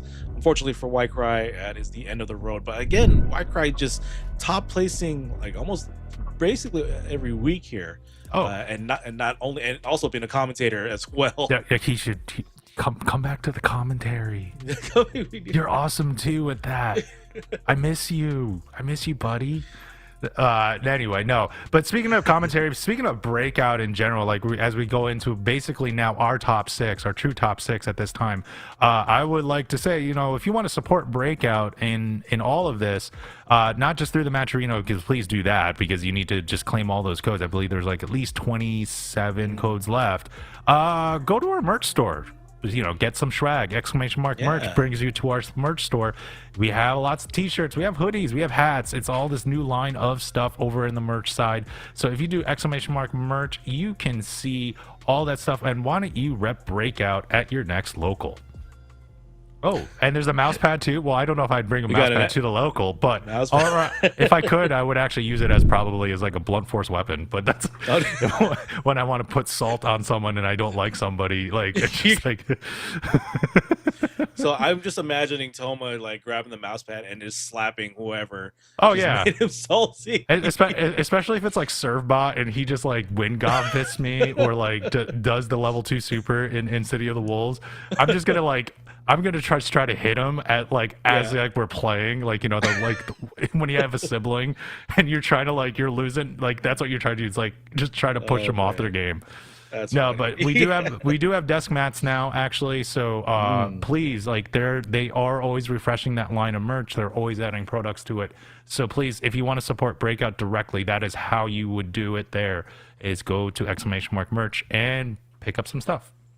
Nice, yeah. That's awesome. All right. So we're going to have our next match here on the losers quarters final side of things. Sirloin versus Gruff Goat. Gruff Goat winning over Surbot on the T-Zog off here. But now got to deal with Sirloin with the Dong Juan. This is gonna be an interesting match, just because it's like Dong Juan is like one of those what I would call a striker character. Is very like you kind of want to be up close, but it's damaging. It's almost like they both need to be up close. Like it's going to be a weird matchup.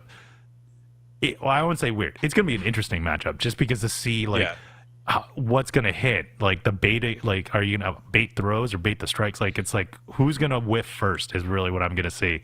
And then whoever takes advantage of said whiffs. Exactly. Yeah. Like as you said, it's going to be a battle of like who's going to get their buttons connected first. With Dong Juan getting that close C to start getting big damaging combos, but also Dong Juan with the floaty cross up jumps as well. Not exactly just regular just jump and wait for them to come down. Dong Juan can use those feints to float into the cross up or float into maybe a delay jump or a delay dive kick. So Gruff Goat has to be aware of that, but also you have to deal with Gruff Goat with the wake up grabs, wake up super, wake up drop kick. So it's like when they get an Oki, there's almost like you're really gambling getting the risk if you're going up close on said Oki setups. And exactly. First first hits go to Gruff Goat as he's just defending a little bit here. Nice defense, big block DP by Gruff Goat, and Gruff Goat's taking full advantage and already bringing Sirloin down to like 10% life. Big damage, and also being super patient, waiting for Sirloin to see if they're gonna do like just a wake up DP. And now Sirloin gonna get something going on the SPG side of things, so he gets extra added damage to that layer. See if we're gonna use the super. No, not yet. Wait for that kill. Wow. Little too early on that grab super, and then Sirloin was able to capitalize on it. Wow, that was really good by Sirloin. Great patience and resilience there. Was really down to the half part of his SPG bar and was able just to close it out, pretty much bringing Gruff Goat down all the way from full life.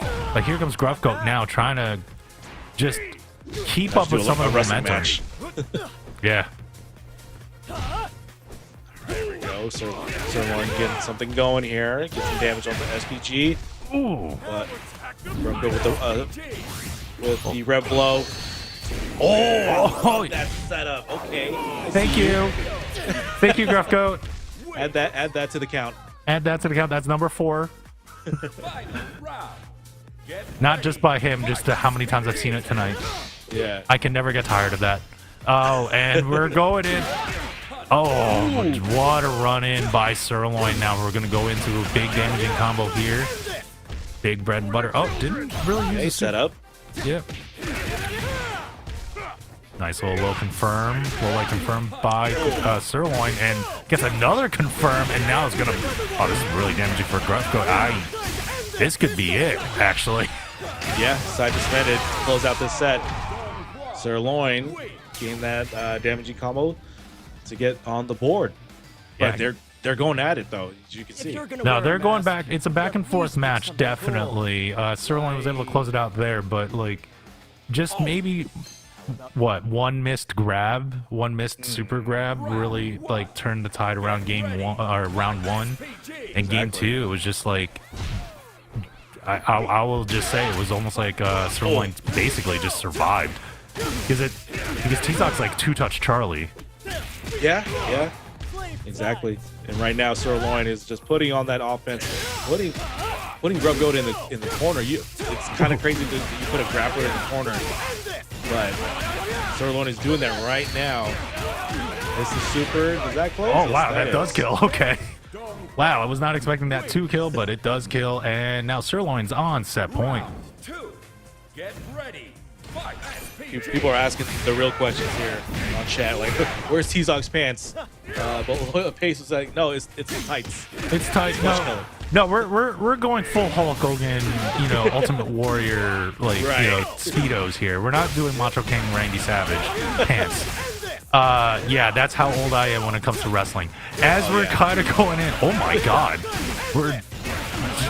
Sirloin does not care about wrestlers right now. He's just going off with all the taekwondo, going in. Oh, big Misty P as is in overheat, but still a tall hill to climb. Just run up, just run up and grab. But the grappler broke the throw. That's like weird. That's a weird superpower by grapplers. Grapplers don't break throws. Exactly. Wow, but congratulations to Sirloin. Actually, and congratulations to Gruff Goat. You getting 5th place tonight here at Breakout. Yeah. But you know, that's no slouch at all. Like usually these brackets are filled with some really good killers. So Gruff Goat, congratulations at 5th place. That was that misgrab that could have turned the tide around right there. You know, that was really all Gruff Goat's game. At that point, but like you can see, he was getting him down to the SPG. And I wanted to ask you this, Nerd, before I throw it off to you. Do you think that was like strategy to put the SPG meter all the way down at the like last part of his bar, because knowing how much damage T-Zoc would be? Yeah, I could definitely see like the comeback factor into that, and but just being able to see that setup that we just saw on the replay of like just the EX lariat into like a tick throw setup to super, like dang, that was freaking clever by Gruff Goat. But Sirloin just throwing the kicks and just running up on a grappler and just trying to throw him. It's like, man, that's it's like, you're bigger than me. I'm just gonna run up to you. You have big, I'm just gonna try to throw. And that's what he did. Exactly. And Kim Dong-won's like animation for running is already like hilarious to me. I mean, that's what I love about this game. There's some things that are just so cartoonish and so like out there. Like, thank God. Wait, do we have a Hoku tomorrow tonight? No, I don't believe we do. So no, we don't actually. Yay! Thank you, God. I am always going to show my biases. Okay, that's part of my shtick. But with Gato and Bijane, like I like this. Pacers and Poetry Chef, these people have played before. I believe so. And it's gonna be it's basically like a footsies game, as you can see. But once they get that engagement, it's like optimization city. Exactly. Yeah, it's going to be pace navigating that tornado that Bijane throws versus Bijane here with another character with floaty jumps and cross ups here. But whoever gets that button touch confirmed, then it's gonna be big damage. Usually it's a crouching heavy punch or a crouching light kick to start those off. But like, big little super there by pace to close it out, or to get Poetry Chef down to basically dire situation on life, and closes it out, gets that first round. Yeah, that slide with the block, it was becoming a block stream, but that slide connecting, he was able to get pace that round. But right now, Poetry Chef trying to get something going, gets knocked air to air, the pace. See what the setup is. There it is. Yeah, just waiting. You can see Poetry Chef's is like, I have no frames here. Big whip punish, nice whip punish by Poetry Chef. Really good reactions. Really got that like from downtown too, as he's able to get the level 1 super to convert to full damage. Okay, get that jab confirmed, but stacking on the other side, just switch sides, not be in the corner. Pace. Boom, big damage here. Good move to get Poetry Chef out of SPG by Pace, and Pace gets the overhead, and the wake up super is going to be punished, and Pace is able to close out this round, and game 1 goes to BBW Pace. Pace still had SPG, and Poetry Chef didn't get all of the SPG out. Like, man, that sucks. Yeah. It's all right. Oh, whoa. Okay. All right. Let's just have a close jab just to as an anti-air. The stubbiest of buttons. Right. But good utilization there on the rev blow to deal with that Gado onslaught that's happening. So now he's able to get that big combo in by Poetry Chef, almost out of the SPG range. So able to use some rev blow. Pace. Oh man, now we're going back to the footsies. We're back to neutral. Oh, Poetry Chef has the life advantage and now gets that big confirm. This should do it for Poetry Chef. It does. He gets this first round in game 2. Round 2. Yeah, needs another one to get on the board. Pace is looking to close this out. Let's see. Ooh, another standing light confirmed by Poacher Chef to get a little bit of baby combo in as they're sort of shimmying back and forth, trying to see what's the opening. Big whiff throw by Pace, but Pace is still trying to keep up with the pressure. Yeah, if you're more on the newer side of the game, and we're talking about steal your turn buttons, a standing or crouching light punch is always a good option for like stealing turns. Definitely so, especially when they're trying to like. Usually especially like a crouching heavy punch for many of these is a big confirmed button for a combo. That is like if you can get time that, it's a great interrupt button. But right now, Poacher Chef's in the corner, but has a huge life lead. Not an SPG yet. Okay, now it's an SPG. Missed the command grab there, and Poacher Chef starting things going. Not going to use the super. Doesn't need to, because he's going to get on the board, and it's going to be 1-1. Oh, physics. I was like, I was waiting for your cue, and I was like, oh, okay, yeah, he's preoccupied. I was staring at it, and I was like, I thought I was watching DOA for a second. So I was like, oh my god. Rest in peace, DOA 6. Yeah. Exactly. Oh man, as we're going in and keep on moving forward. Wow. Okay, let's just jump back with a jumping light punch to stop any pressure, and it's working for Pace as he's able to get Poacher Chef into the corner and moving it forward. Wow, gets the overhead too, and putting Poacher Chef in a little bit of a dire situation again. Well, Poacher Chef is able to get that jump back, getting a full combo here. Not using super yet, waiting to maybe get some damage into that SVG. Nice little meaty setup by Poacher Chef. Oh, a nice little jump around by Poacher Chef again. Gonna take 4 damage. Gonna go with full combo. Does have a level 1 to spend here. Gets it there. Now we're tied up in life. We'll see what's the setup there. No, shimmy on the throw. That should do it. Poacher Chef is now on set point. Shimmies are like, especially in this game, that once you connect it with a wild punish, like, oh man, it's so sweet. Stars, I know, I feel your pain. We're basically like, siblings at this point, like with our interests and stuff. Exactly. Yeah, we need DOA 7, please. And just without that many microtransactions, then I'll definitely play it. Yeah, and extreme as well. I want to do some DOA gambling. Oh yeah, DOA gambling was great too. Oh my god, well, look at Pace just going in. Whoa, he was able to catch that last hit. All right, was not expecting that. And now Poacher Chef was able to wake up, gets another overhead, and we're basically tied in life here, nerd. Yeah, they're both activated in SPG. He's going to lose out on those first. Pace looking at level 2 super, does not have access to that hitting gear anymore, but can still utilize 2 level 1 supers, level 2 to close it out. For Poacher Chef. Slap. Oh, there's the slap throw by Poacher Chef, and he will close it out and move on into loser semi-final. And congrats to Pace for getting 5th place tonight here in Breakout City. That was week number 22. And yes, I know, Stars, I know the creator of DOA did pass away. That does not mean the game will not live on in my mind. I feel like there will be somebody.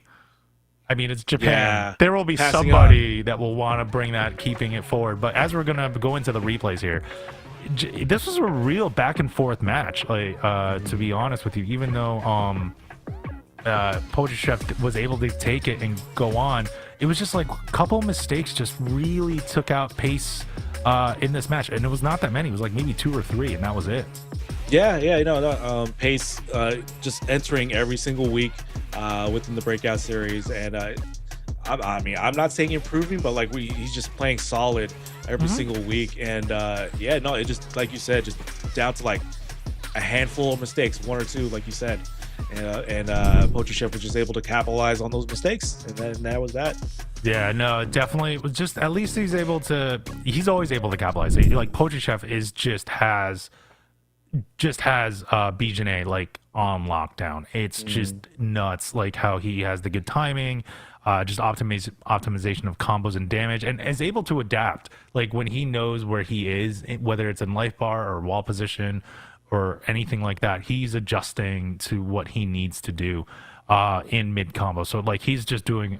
You can just see he just plays Bijane in a very, very high level. But that means now that we have loser semi-final set, that means we're probably gonna yes, we are gonna go to the winner's side of and go up to winner's final. Diaz, yay, Hotaru, versus Johnny with his Joe Higashi. Joe Higashi, I believe Johnny.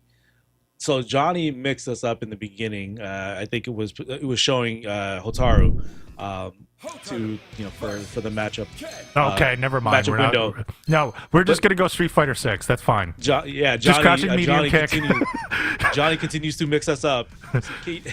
Crouching medium kick into level 1 super. We thought it was Hotaru, then it became Joe. Now it's Ken. So he's like, I got all the characters. And Pace, don't worry about it, man. Just keep on at it. Keep grinding. You are a good player, and it shows here, man. So just keep at it. You have a really good Gato, and as it is. And now we got Diaz just not caring, does not want any part of those Hadoukens coming in. Yeah, so just kicking them back. All bait throw. Oh, what is this Ken Modern shenanigans, Johnny?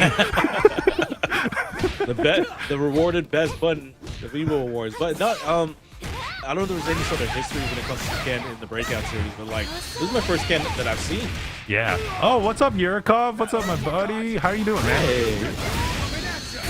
But Johnny's showing like what is up.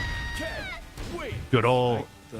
Oh yeah, Johnny is definitely showing what's up right there. Even though his name is Johnny KOF, he is using a Street Fighter 6 character. It's fine. Is it going in? But yeah, Yurikov, always an awesome player. Loved him at DIY back in May when I saw him there. I haven't actually seen him in a long time, like in person. It's been a long time, Yurikov. Hopefully, get to see you in any of the next like Paraloons, if possible, man. As we're going in, okay, Diaz is mad. That's all I have to say. Diaz is a little upset. But Johnny's starting to bring it back, activating that side. Let's see how Diaz is going to close this out. God. That is the worst, like, well, it's not the worst. It's a really great anti-air button type of deal, like what Diaz just threw out there. It's almost like a weird high crush or low crush type of button. It's devastating. Let's see. It's 1-1 right now. Who's going to get on the board first? It looks like Diaz going to start off with the break EP into the super. Big damage. Huge damage there by Diaz. One of the advantages of Hotaru, not just the pace that she does have, but also the damage output. Wow, the rev blow counter hit to interrupt that DP? My God, and this should do it. Wow, what a wake-up option and call-out by Diaz. And Diaz will take that first game. First one. Yeah. I appreciate what Johnny did for the setup of like faint Hadouken. But Diaz's like, that don't matter. Red blow. just red blow. Like, I want my turn. I want my turn. Oh man, but remember, folks, there is exclamation mark Matcherino. Please claim those codes that are in there, and if you are willing and you win a lot of horse waifu race money, like Nerd in the Bay, who donated $100 to this pod, please do so if you have the means. If not, definitely just claim those codes. It doesn't take that long. It only takes 10 seconds. I'm always gonna get you laughing. That's like, Tove was like, you're Filipino, you gamble, right? Yeah, exactly. What Filipino doesn't gamble? Or like, are you even, right? Hey, at least it's not rooster fighting, okay? Yeah, exactly. That is very, very big back home. Oh man, but good JDs there by Johnny. Almost taking out Diaz so far, but Diaz still putting up a fight. Oh, there goes that crouching medium kick. My God, a confirm by Johnny. Goes in with the level 1 super, and yeah, that's a level 1. I think it's a level 1 super in this game. I know it's a level 1 super in Street Fighter 6. As Johnny's able to close it out and get that round. Oh, nice. Utilizing the EX fireball over what Diaz was going to do just with the regular fireball and get a little bit of a combo going. Thank God he doesn't have those fades in Street Fighter 6. I know, right? Imagine. Oh my gosh. Well, shout out to C Viper with said feints. As we're going in, speaking of C Viper shenanigans, like look at Diaz just trying to keep up with that pressure in there. Uses the rev low to keep his turn, but gets anti-aired by Johnny. Okay, gets that low confirmed into the overhead, and EX Jinrai kicks to close out that set. It's 1-1 now. 1-1. And remember, folks, this is winners final, so this is a first to 3 set. So people, these folks have a little bit of time, a little bit of games to play. So we should be, you know, a little bit more City of the Wolves for you. Yeah, it's not dire yet. So we get to the 2. Oh, what a reflect. This is. I don't want your fireball. You can have it back. Like, oh, dang! Like, what do you think? What do you think of that? Like, when, like, oh man, I spent all of my years training and to be able to throw a fireball, and this small little girl just kicks it back at me. Well, anytime when a small little girl like kind of does anything back to me, my pride is shot. So that's one. You know, so like when the little girl beats me in one-on-one basketball, like that happens a lot. Yeah, so exactly. My pride's shot, and I'm 6'2", by the way, so that doesn't even work. Oh, you know what? Okay. You know whose pride's not shot? Johnny's. Oh my God, was able to finish that off with 1 pixel left in his health. He's able to kind of just play it patiently, and close it out. And is in the driver's seat to take a commanding lead in this set. Yeah, exactly. Using gets the overhead, connects into the level 1 super. Be able to break that DP just in case Diaz is able to block. Yeah, he didn't believe, but that was a good reason why he didn't believe. But now Diaz is gonna go in. Gets his bread and butter combo in. Try to go in for the setup. Nice setup and a shimmy and the whiff. And we're going into the hidden gear. We just need to end the round, get the momentum. I like this call. Oh yeah, I do too.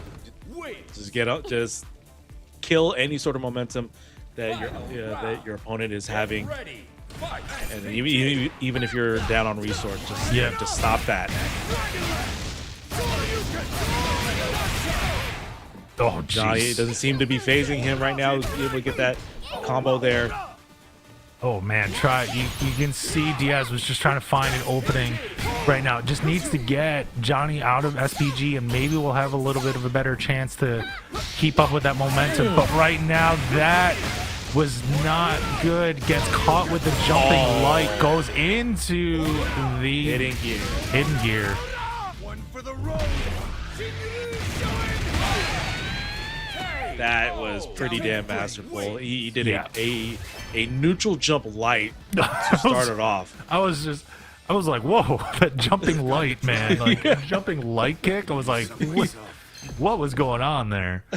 But right now, that means Johnny takes commanding lead 2-1 versus Diaz here in winners final. Doing a lot of little jumping around, and now Johnny's just keeping up with the momentum. I wanted a throw loop, but we only got one throw there. Exactly. Oh, so he tried it. Johnny tried it. Tried it again. Oh, there was big whiff throw on Diaz, and Johnny's taking full advantage again and goes into the super. Oh my God. Johnny now is on set point. Set point over Diaz. And Diaz is definitely a strong player, but like he's on the ropes right now, dealing with a Ken Masters, being a menace in 2 games apparently. I haven't seen a Ken Masters really be used in brackets or in tournaments really. So this is like the first time I'm actually seeing one that's being utilized against especially a Hotaru, which is pretty much top tier. Yeah, I'll admit it. Hey, oh my God!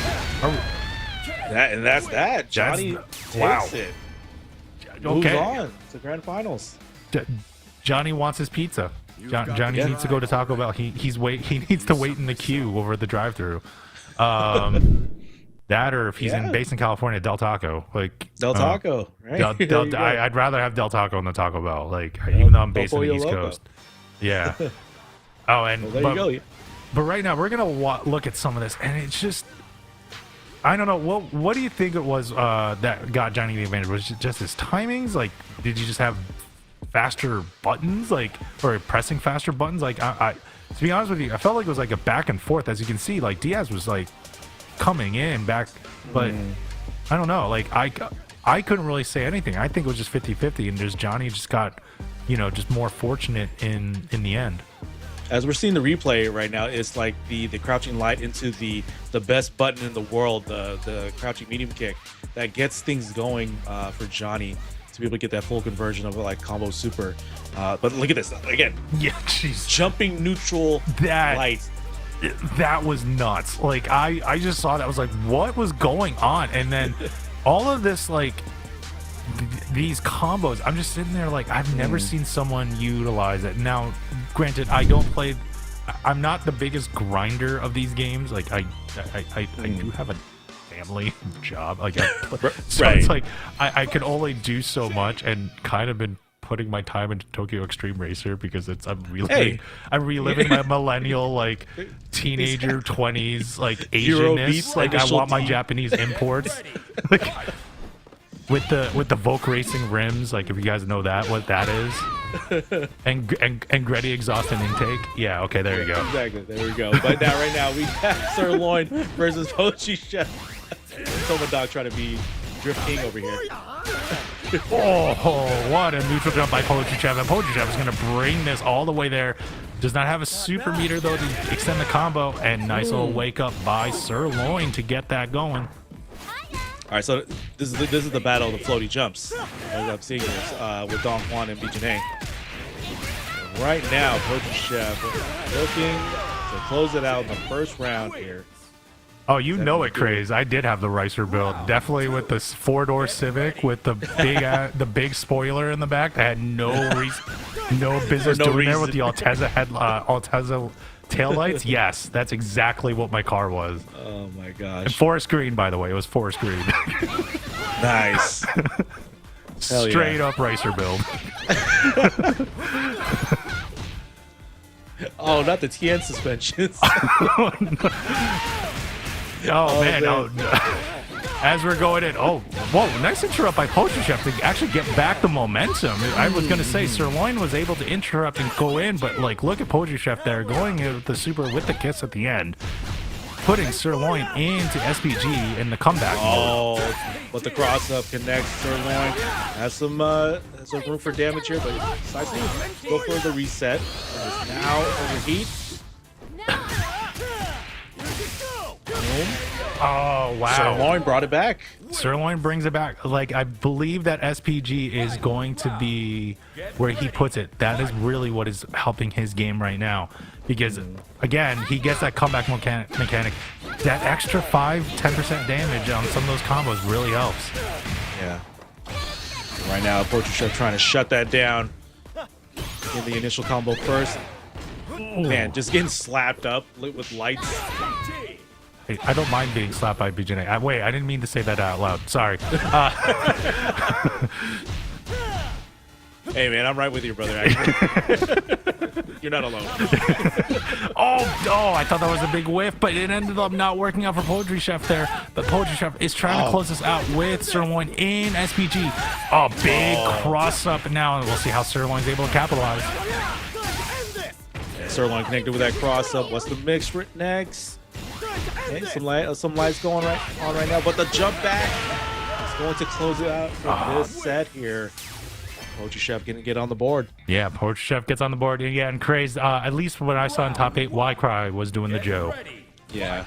Y-Cry and Johnny are your Joe represent. Oh, that's right, Johnny. Yeah, Johnny. I forgot Johnny is also a Joe, but he played Ken Masters in the winners final, so that threw me off. He's been mixing us up all night. I loved how they both neutral jump and they both whiffed on said neutral jumps. Dude, in the I air. didn't even realize VJNA has an air throw. I think the first Oh, time you didn't know actually, that? It's the first time I actually saw an air throw from VJNA. What the heck? It's just plain dumb in a sense of like it's such a good tool, and you just don't expect it.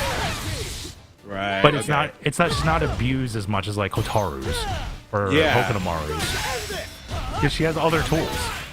Yeah, exactly.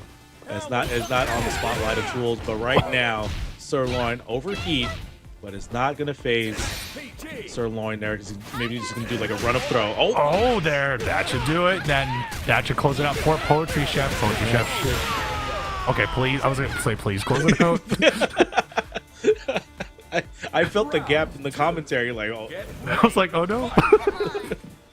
I'm gonna get cursed. It's like I bet all $100 on red, and you see it like just hovering around green and black. Yeah, like no red in sight. Yeah.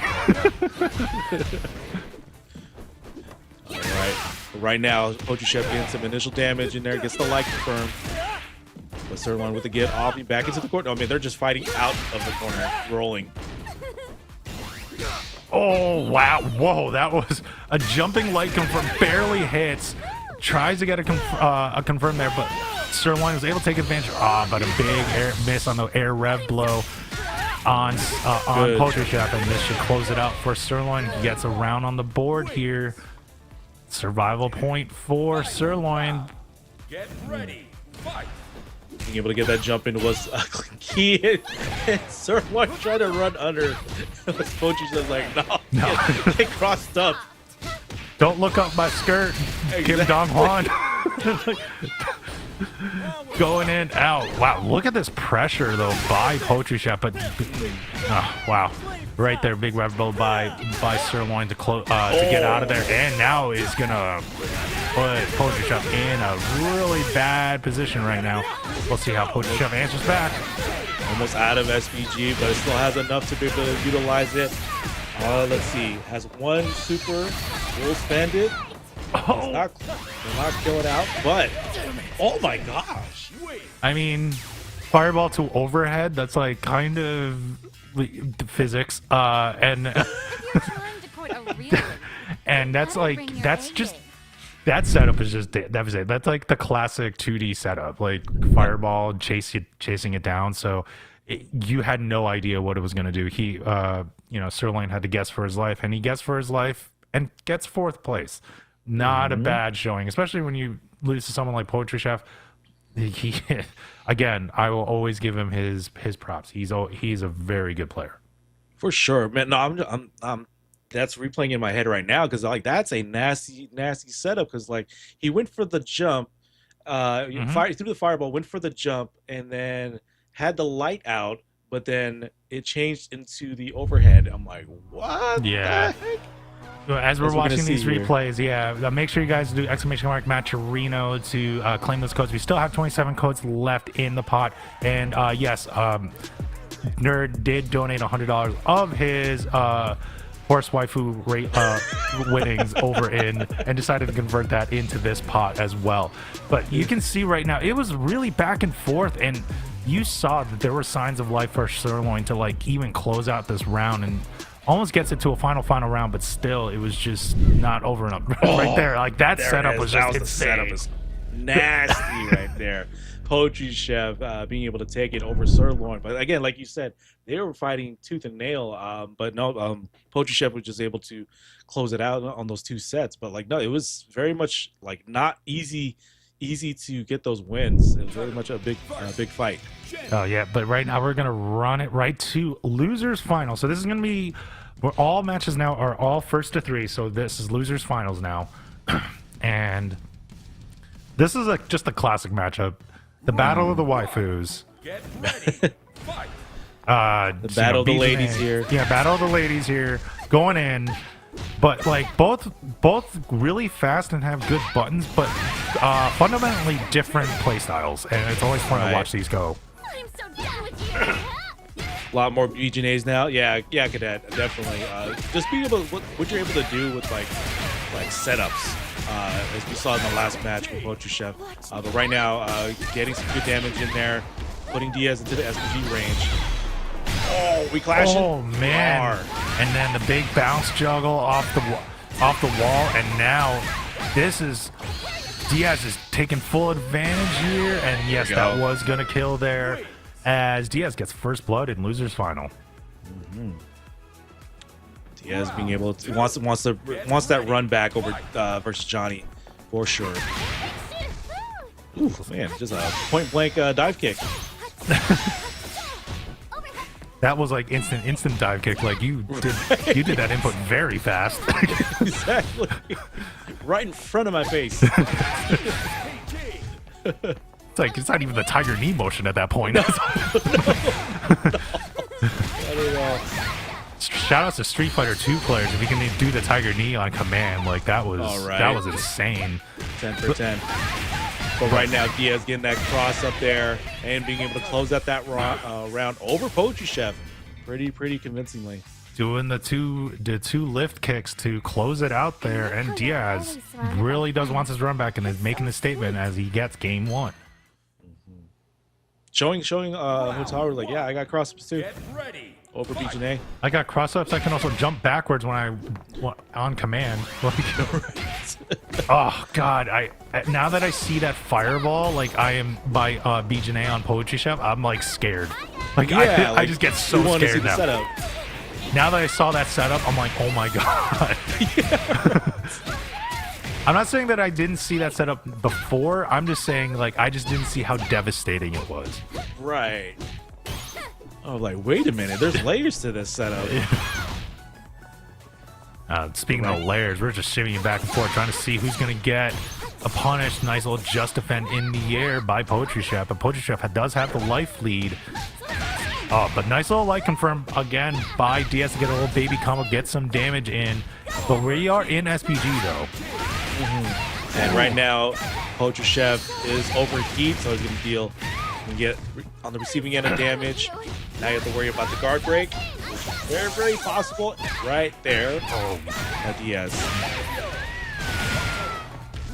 That's the one thing I noticed, at least with Hotaru. If you just can keep pressing on those plus frame buttons, it's just and that person's an overheat in the corner. Good luck if you're in the one in the corner, because it's just a matter of time that you're gonna get guard break and a guaranteed combo will hit. Exactly. Right now, Poetry Chef trying to bring it back, trying to get on the board here. Ooh, okay, good JD on the overhead there. Ooh. Oh no, safe. Okay. That was safe. Oh man, gets the command throw in. Poetry Chef is now trying to keep the positioning pressure there, but nice little DP by Diaz to get out of the corner, make some room for him.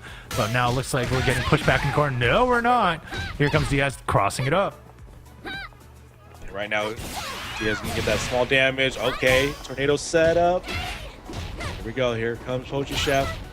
Has some rev blows still, so be able to armor through a few things. I like that. Oh, a rev blow as you're running up. That's like literally running up, but you ran into a big foot, like into the face. Like that was exactly. That rev blow was just devastating by Poetry Chef. It was able to take advantage and ties it up in rounds here in game 2. Now Poetry Chef doing some sirloin and just dashing up, getting some damage here. Oh, nice little light confirmed to get a baby combo by Poetry Chef, but nice. Oh, now from DP to a command throw combo. Here comes Diaz going in with hitting gear. Big cinematic. Yep. I'm eating some popcorn. Okay. There we go. Watching the movie. Oh my God. Diaz, I spent $25 on that bucket of popcorn. And Poetry Chef gets on the board here. Yeah. Wow, this is going to be a back and forth losers final match. There's not going to be any steamrolling, I don't think. It's really back and forth. We'll see who's going to take it, who wants it more. Is it going to be Poetry Chef or is it going to be Diaz? Ooh. Like in that side switch there by Poetry Chef. continuing that combo right there, get into SPG range. Oh man, that corpse hopping right there. Just trying to figure out. There's the setup again. Went with the close heavy punch instead as the mix-up. My God, I'm just like waiting for these frames. Yeah, right? I'm just waiting. Like, who's gonna get caught pressing? Oh, that. I'm assuming Diaz got caught pressing, thinking there was an opening, but Poetry Chef. That's what Poetry Chef wanted. I think Poetry Chef was looking for a tick throw setup, but now Diaz no, turned it around. Level, okay, red line here. Big damage there. Able to close it out, and it will close it out there for that round. It's just a round. Oh my God. Like I said, this is going back and forth right now. We thought that Poetry Chef had that round, but look at the patience and resilience again by Diaz, even though with only 1 pixel of health left, was able to bring it all the way back, get that round. But now here comes Poetry Chef. Poetry Chef is going to keep that pressure on the corner. But nice little, again, another crouching heavy punch confirmed by Diaz to get out. I believe JD has some of those fireballs. Also a hyper defense. I'm seeing that dive away from Hotaru. Like, damn, you have enough as it is. You have a dive away. You didn't know that? Yeah, you have a dive away. Like, I can just do that on command. It's like, you're gonna jump at me? No, I run away right now. Exactly. And Diaz gonna be able to take that. But think about it though. What do you have that like that guess for your life setup that Poetry Chef just showed us tonight? It's like that now it really just becomes the mind games. Like what setup are you gonna throw at me? What tools are you gonna throw? Because now they know each other's tools. It's just what are you gonna do like when you get hit by that? And right now Diaz catches Poetry Chef hitting some buttons, and Diaz is now taking full advantage. Okay, the grab, just a raw, heavy reflect kick, and that's gonna be set point here for Diaz. Man, set point for Diaz here. Is he gonna be able to close it out, or is Poetry Chef gonna try to extend this match? It's gonna be tall hill to climb for Poetry Chef, but gets that first confirm at round start, and gonna go in. Is he gonna spend the level 1? Yes, he does, right there. And nice kiss. Slap and a kick. All the setup. But Diaz corrected that setup right there. Now he's able to get out of that corner, but you get hit with the booty. You get hit with the booty. And the reason why I laughed, you said it. You almost said slap and a kick. It almost sounded like smoking a pancake.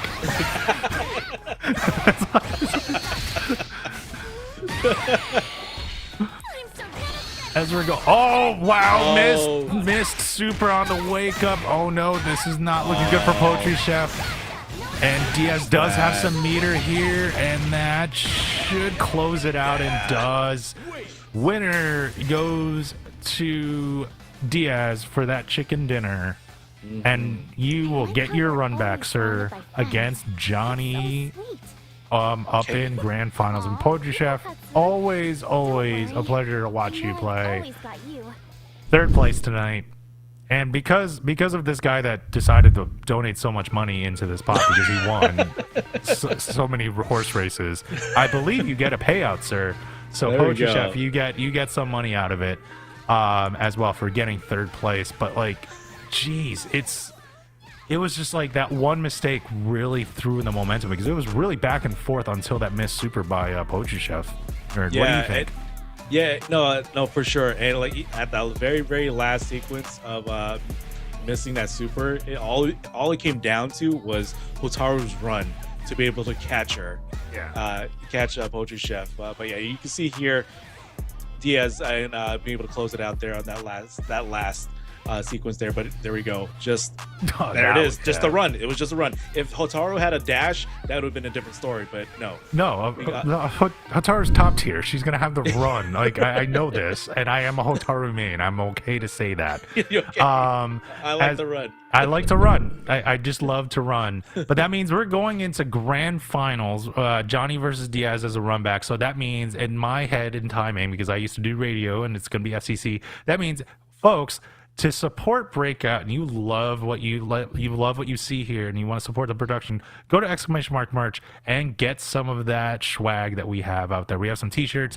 We have apparently now have a desk mat mouse pad, which is great, which I said I would use as a blunt force weapon when I'm at the local, because I am such a scrub. That is the tactics that I have to do, like old school arcade. Just start like messing with them and keeping up the room.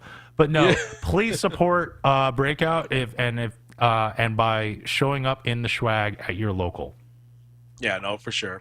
No, by all means, check out that merchandise, and by all means, you want to support Breakout, get some of that gear, get that mouse pad, and everything else. Just buy everything basically. It's like, wait, no, you're over there. It's just like if I'm playing next to you, like nerd, I'll be like, okay, you're really good at this game. just like hit you as you're like going and try to make you miss input on your super. I just imagine like I'm trying to go for the GG, and then you just like run up behind me. You do the Don Juan run and then wrapping the whole thing on my base like It's like Kung Fu Hustle all over again. It's just like going. But you know, like, and actually, I do have to say that we also actually have another partner sponsor in this, with One Shot Energy. So if you do One Shot Energy as well, and you use the code Breakout, you get 10% off on your little like fruit chews for energy, which are really great. They actually taste really good. They're like kind of like Starburst, but like with nice. an energy shot. So it's like kind of cool. Like, and there you go. Don't want to be taking too many of those like all at the same time, but that's just that quick burst of energy. Quick burst of energy. Just don't do what I did when I found out peach rings were kind of laced with stuff, and I just decided, oh, these taste really good. It was not feeling well in the next morning. when you go off on don't do what I did, I'm like, oh no. Yep. I'm that guy. I'm old enough to just be saying, don't do what I did because I know what happens. Like, don't.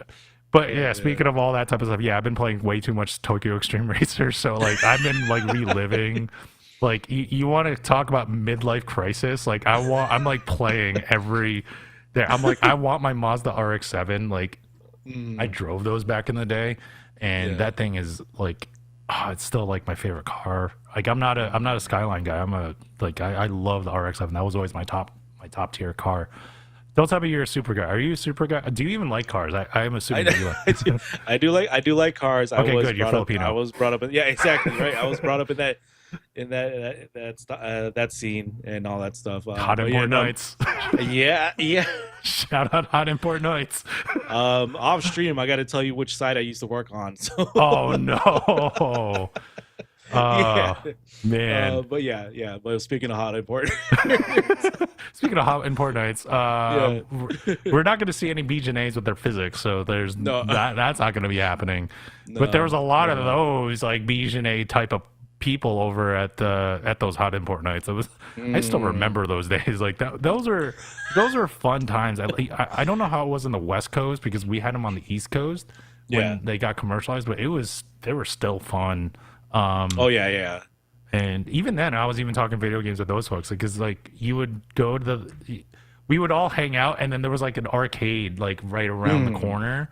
When I went to the ones in Atlantic City, it was right off the boardwalk, and then the boardwalk had like a huge arcade, and we would actually go play, not just like King of Fighters, but any games. Like this was like when Tekken 4 was a big thing at the time. That was the game I was really into. Street Fighter, I think it was still Third Strike at the time.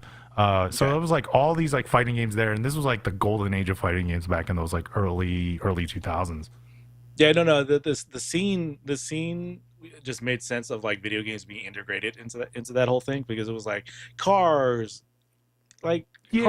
cars, girls, and like anime, and then video games. And then was Fast also and added to Furious that came mix. about. And then Fast and Furious came about. Like, And then all the yeah. posers came. No, I mean, you know, all the people that just that's maybe I think we're about the same age. So I feel like once that movie came out, I was just like, ah, really? Like, but yeah, I can't deny that it made it like it blew up the scene because I still remember Hot Import Nights being like only like 100, 200 cars on the East Coast, kind of like just a normal car show. And then next thing you know, once that movie comes out, it was like 2,000, 3,000 cars in the middle of a lot in Atlantic City, where it was like, wait a second, what's going on here?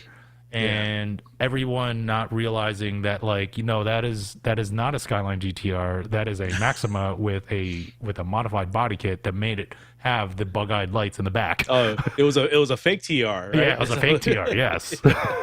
Let's do that with a Maxima, by the way. Like, oh man, but no, I didn't expect to talk about import nights. Sorry. on my bingo card. No, I appreciate it. I love it. That we were able to talk about that stuff. I'm just a wealth of knowledge and experience, like, and I will reference things. And the fact that I even get crazed to to vibe with it in the middle, I'm just like, all right, I'll keep going. I mean, that's what you do when you've done improv too. So you just have you have to have like a laundry list of things to call back on. But like I said, I'm just playing Tokyo Extreme Racer, and it's just giving me so much like nostalgia. I should be grinding SNK's City of the Wolves, but when you're sitting there and you're starting out with everyone's favorite car from back in the day, the AE86 Trueno. I mean, everybody loved that car for one reason and one reason alone. And it's to deliver tofu. Yeah, exactly. to deliver tofu up in that mountain. I was thinking, I'm forgetting the mountain right now. But no, you don't want to disappoint Bunta. You know? You definitely don't want to disappoint Bunta. But I want his Subaru. Like, exactly. Racing and driving one-handed, like, dude, with a cigarette out. Like, yeah. I mean, just being a badass. I believe Poacher Chef, like, it wasn't good enough this week, but that is exactly how I imagine you playing this game. Is like with one cigarette in your mouth, just kind of like laying back, just using your BJday, especially, and just going at it. But good stuff, Poacher Chef. Like amazing work this week. Third place for you, buddy. Like, that is no slouch. You're always one of the top players here at Breakout, which means to me you're one of the top players in North America. But right now, who's going to take this out? As Johnny did not give us the full mix-up, we're going back to the Ken. But Ken to the Hotaru, so yeah, it kind of worked in the winners final. We'll see if he's going to continue the same game plan or if Diaz is able to adapt. So one of the things that was getting Diaz was the Jinrai mix-up, and it was definitely that overhead that was connecting a lot that like opened up. Even if it was being blocked, it was the overhead that opened up the combo to be able to just get the win for their last run. So. Yeah, we'll see if Johnny, and of course, I'm sure Johnny's going to utilize it, but we'll see if Diaz is going to be familiar with it as we move forward with these matches. Oh, wow, and Johnny's already in overheat. That, I guess, is that one of the drawbacks of using Ken? It gets really into overheat really quickly? Yeah, if you're just going to utilize that full Jinrai string, and then, you're just dealing with the offense of Hotaru right now, so... Yeah, just kicking those fireballs that you trained years for. No soup for you, sir. You have it back.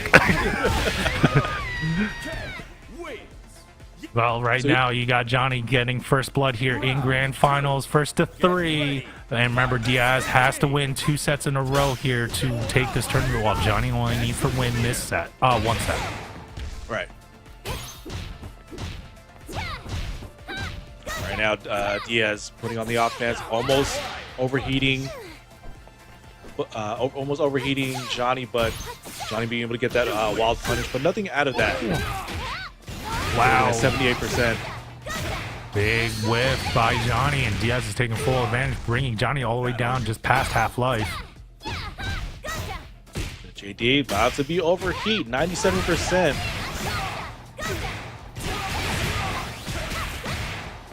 gonna get that full damage here to the level 1 super. That's gonna be 1. There you go, 1-1. Nice tying it up there by Diaz at the end, using that super to close it out. But, ooh, a whiff, and then that jump in. Unfortunate for Diaz, but very fortunate for Johnny, except for that last missed drop. Oh, he's able to block the overhead this time, but got hit by the low of the Jinrai. Get hit with the hidden gear. Going to hidden gear, gets out of overheat, and he can just go back at it again. Oh man. Straight neutral jump heavy to confirm into that combo to close it out. Well, it's not even really a combo. It's like jumping heavy kick to crouching heavy punch, and that was it. Yeah. Johnny on the board there, though. He's looking, again, as you said, Diaz needs to win 3 to reset and another 3 to get the dub. Yep. Johnny is already almost there with the one on the board. With 1 on the board there, a little whiff on the crouching heavy punch by Diaz. And now more feints got it. That is so jarring to see feints from Ken. Yeah. Little Jinryus though for Johnny to get some more damage output out onto Diaz, trying to kind of squeak out whatever left of SPG is, and there it goes.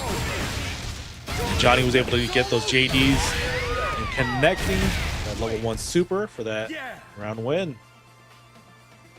Yeah, I keep watching Johnny's overheat or meter, and just seeing like it's already at 40%. Now it's at 50%. We're 5 seconds in.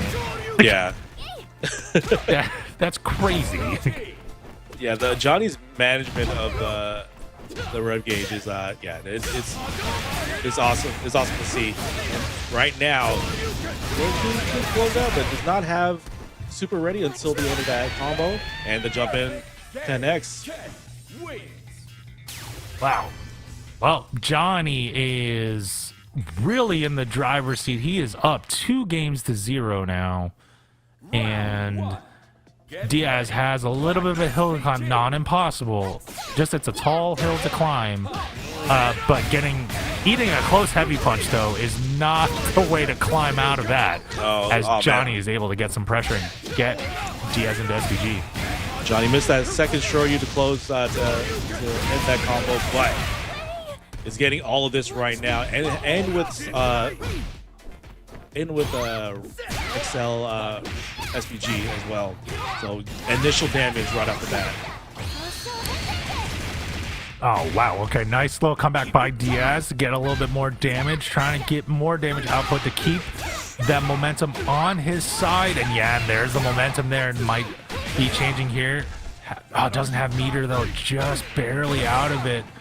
Nice old DP. Johnny getting all these JDs right now. Both in overheat. He's gonna... you can't JD while you're on overheat, so might as well just go for the DP. There you go, and Diaz gets first round here in game 3. Oh god, the Jinryu combo into Dragon Lash. Yeah. Breaking the Hurricane. Wake up DP by Diaz. Diaz is going to try to keep going with that momentum, putting Johnny into overheat. Gonna keep up the pressure to get the guard break. I think that's what he was trying to do, but Johnny was able to get out of there a little bit.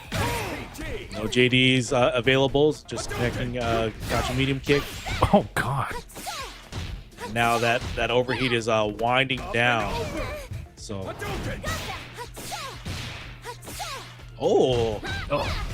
I like that. Oh, there we go. Oh, wow. Just in time, too, for that guard break. Oh, did not get a full combo in there. I guess that's going to hit because that was confirmed. Yes, it was. We get to watch the movie as Diaz will get on the board here and take game 3. Okay. Are we looking at a... One game at a time. One round at a time, one game at a time. Or if you really want to think about it the sports way, one interaction at a time. just win as many interactions as possible, and then you never know, you can bring it all the way back. Yeah, I agree with that. Man, just a walk-up DP. Someone wants their double animal style right away. Jeez, they could just walk up DP. You can tell I'm hungry. I know. I'm sorry. I'm really hungry. I'm getting there. I don't know. I'm out there with you. I'm just showing some good patience there. Wake up DP by Johnny. Oh, the crouching kick by Johnny to get the confirm, putting Diaz in a little bit of a scramble situation with little life left. Now Diaz putting Johnny into overheat once again. Let's see what. Well, I was gonna say let's see what Diaz can do, but Johnny able to get the Jinrai confirm. The round win. Looking at tournament point here, actually. Yeah, tournament point now for Johnny. He's gonna try to see if he can close this out, but you know what? Diaz was just like the ultimate middle finger when he gets thrown that fireball. Just throw it back. Throw another one. But the other ultimate middle finger by Johnny going into the cinematic. It's obviously not going to kill. Does it get it out of SPG? It does not. So we're still in SPG. Okay, maybe I spoke too soon, but oh my god, here it comes. Johnny going in with the full combo. Now this is not looking good for Diaz. Diaz has to figure out what to do here. Trying to get some pokes in. He's going into a little bit of fireball battle. Gets the jump in, but no confirm. Oh wow, what a wake up. DP connects, but now Diaz has to do a lot of work. Try to get out of SPG, but that overhead connects, and Johnny is going to take week 22 of Breakout Fatal Fury City of the Wolves over Diaz 3-1. Congratulations, Johnny. Congratulations, GGs to everybody. You mean Street Fighter 6? But no, like this is the first time I personally have seen like a Ken really sort of just take over like that in a bracket. So this was a treat for me, and I kind of learned a little bit here. He's the same way in Street Fighter 6. He's all offense, but they really punish you if you don't connect on that offense. That overheat's devastating. As you saw, Diaz was able to get, I think, at least 2, possibly 3 guard breaks out of it. Yeah, no, for sure. As offensive as Diaz was, I think it was the Jinrai setups that were catching Diaz. So like, if you never played Street Fighter 6, Ken has 2 Jinrai setups. It's like the high low or the high overhead. High overhead. You have to guess which one it is, and then like the EX version is like the 3 kicks. So it's you have to just guess which type are you gonna get. Are you gonna block all of it? Are you gonna JD all of it? There's a lot of things to think about when you're dealing with Jinrais. And so Diaz getting caught with a lot of that was showing that Johnny was utilizing a great tool there with the Jinrais. So congratulations to Johnny. Definitely. So like when you get it, first place definitely goes to Johnny, with second place going to Diaz, third to Pojachev, Sirloin getting fourth, and that rounding up our top 4. Fifth place going to Pace and Gruff Goat, while Servbot and Y Cry, you can come back, please. I mean, yes, 7th place is very respectable. I am not going to throw shade at you. But you're also congratulations to top 8. You're also great in the booth. Yeah, he's able to do both. You can do. No, actually, you know what? Maybe I should talk to Stars about that. It's like, why doesn't he commentate as he's playing? Oh, so yeah, we could just hear the next him. Challenge. I don't know. Like, there are some people that are just quiet, like when they're playing. I feel like Y Cry is the one that actually will like yell out stuff, like the guy in the movie theater that like is yelling all the. Oh yeah, like that. I can see that. Okay. No, but still, congratulations to everyone here in top 8 tonight. And at least top 3 does get a payout. So that, from what I understand, let me just double check to confirm. Top 3 payout. Yeah, it's top 3 payout. So, right now you can see that Bijane is going up there in picks, but look at Gato coming up there. Look at Kim Dongwon, and look at our buddy, T-Zok. 10 picks monthly, top 8 in the October top 8s over here in City of the Wolves. So my God, we're starting to see some T-Zoc action, and I am very much for it. Yeah, and Johnny using 3 of those. I mean, actually 2 of those picks with Joe Gagashi and also Ken. So you got to add those to the tally as well. And what I'm loving right now is that I'm not seeing any Hoka tomorrow. That's one. So there's that. Hoku got booted off. Oh, Hoku got booted off. I'm fine with that. Shout out to Yurikov. I know that's your main. But also Chris G. Yeah, and Chris G as well. Yes. Shout outs to New York City too, by the way, both of them. Right. But when it comes to it, it's just like what I'm liking about this part of the season, this patch version. We're seeing a lot of character variety. I haven't seen a lot of Marco this time around, but there's been a lot of variety. I've seen a couple Mai's come out, although I just wish he had more damage. No, for sure. I love you too, Yurikov. I just said you're a Hoku main. Like, that's all I said. That's it. Yes, shout out to everybody in chat. Yeah, we appreciate everybody that's here hanging out. Everyone that's in chat, everybody that's played. But Yurikov, you always will have a special place. You are a good man, sir. I've met you a couple times. Always a pleasure to talk to you, man. Hopefully see you soon too. Definitely hopefully see you in the next like Paraloon. That's our like New York local for monthly local at for SNK and anime games. So hopefully I get to see that there. But before we sign ourselves out here, Nerd in the Bay, besides playing, betting on horses and rooster fights, and mahjong, like where can we find you, and how can we follow you? Yeah, that's hilarious. You can follow me. You can follow me at Marco Polo 177 on Twitter /X. Nerd in the Bay everywhere, basically. Nerd in the Bay on YouTube. Nerd in the Bay _OTG on Twitch, and at Nerd in the Bay on TikTok. I live stream to all 3 of those. I multi-stream basically, so all 3 of those places, and I think I will be on later tonight to play something. I'm trying to figure that out, but yeah, I'll definitely see if I can if I'm still up, I'll definitely try to follow that. No, seriously, I will go in there. I'll probably troll you because it's so much fun. But that's kind of my branding. I just like trolling people. But regardless, you're always a pleasure to work with, Nerd in the Bay. And my name is Tomadoc. I represent an org called MTS, or Mid Tier Summit. We're over here on Long Island, New York, where we really just nurture gaming. So we do a lot of community events with kids and libraries and schools, where we hold Smash Brothers tournaments and other fighting game tournaments to sort of show them around, on top of like regular brackets that we do. So we do a lot of that as well. So you can find me at Tomadoc. Those are zeros, not O's. Either on Blue Sky or what's that, X or Twitter, whatever it's called. I am turned into an old man. I don't know socials that well. But regardless, thank you very much, everybody in chat. Remember, the match arena is still open a little bit, so claim those codes last minute, and we can pay these folks out. But with that being said, I will wish you folks a good night and have a great night. See ya, and bye-bye. Take care.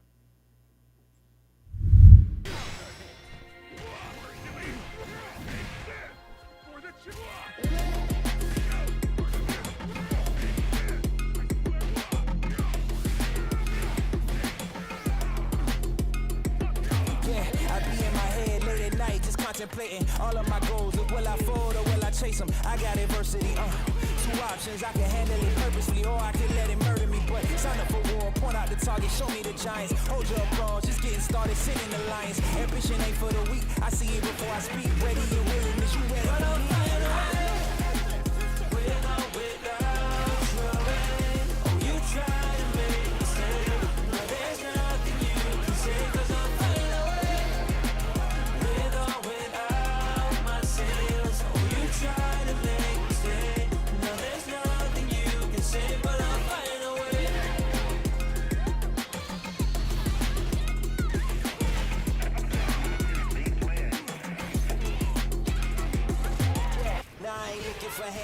I'm making it stand out. Got the vision, come and watch how it pans out. I've been writing my plans down, trying to stay focused, put out the notice. Who the goal is, me hands down. Yeah, no time for arguments. I cut out the politics, no. It's all my competence. I could cause your apocalypse. Ambition, it ain't for the weak. Get it even when I sleep. Ready and willing, what you ready to see. Find a way. With or without your way. You try to make me stay. No, there's nothing you can say. 'Cause I'll find a way. With or without my sins. You try to make me stay. No, there's nothing you can say. But I'll find a way. Ambition ain't for the weak. I see it before I speak. Ready and willing, what you ready? You try to make me stay. No, there's nothing you can say. 'Cause I'll find a way. With or without my sins. You try to make me stay. No, there's nothing you can say. But I'll find a way.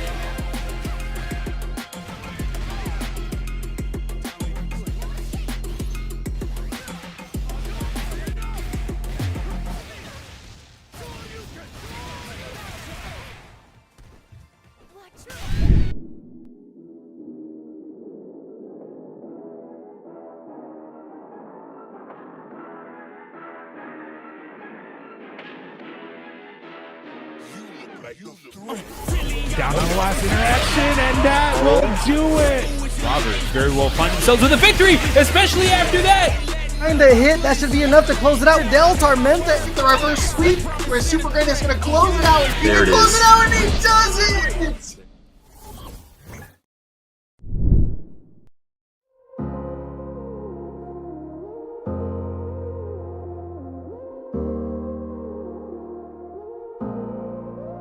Don't got no heart, I got an icebox. Brand new roller, swipe at the G-Shock. Moving slowly, I know the street hype. No more double, go ahead a detox. Yeah, yeah. Came from the trenches, they ain't showing us no love. Thugging in the city, all we wanted was a hug, yeah. We on the block like every night to catch a buzz. Get the cash and take my family out the hood, that's a must. Was a hood baby with no soldiers. Bad past never left my mind, it's taking over. No, I should've died, that's why it's hard to stay sober. Glad to see the sun, but my heart getting colder. Life's so crazy, what we been through. When you die, the only time that they gon' miss you. Tell my mama no more tears, no more tissue. Ooh, just some hood baby with some issues. Hood baby from the struggle. Long time had a hustle. Glad we made it through. I'm just glad we made it through. Hood baby from the struggle. Long time had a hustle. But glad we made it through. I'm just glad we made it through. Ooh, ooh. Pull up in that rain, see me ballin', yeah. 30 piece on my wrist like I'm Harden. Either they love me or I'm a target. Cause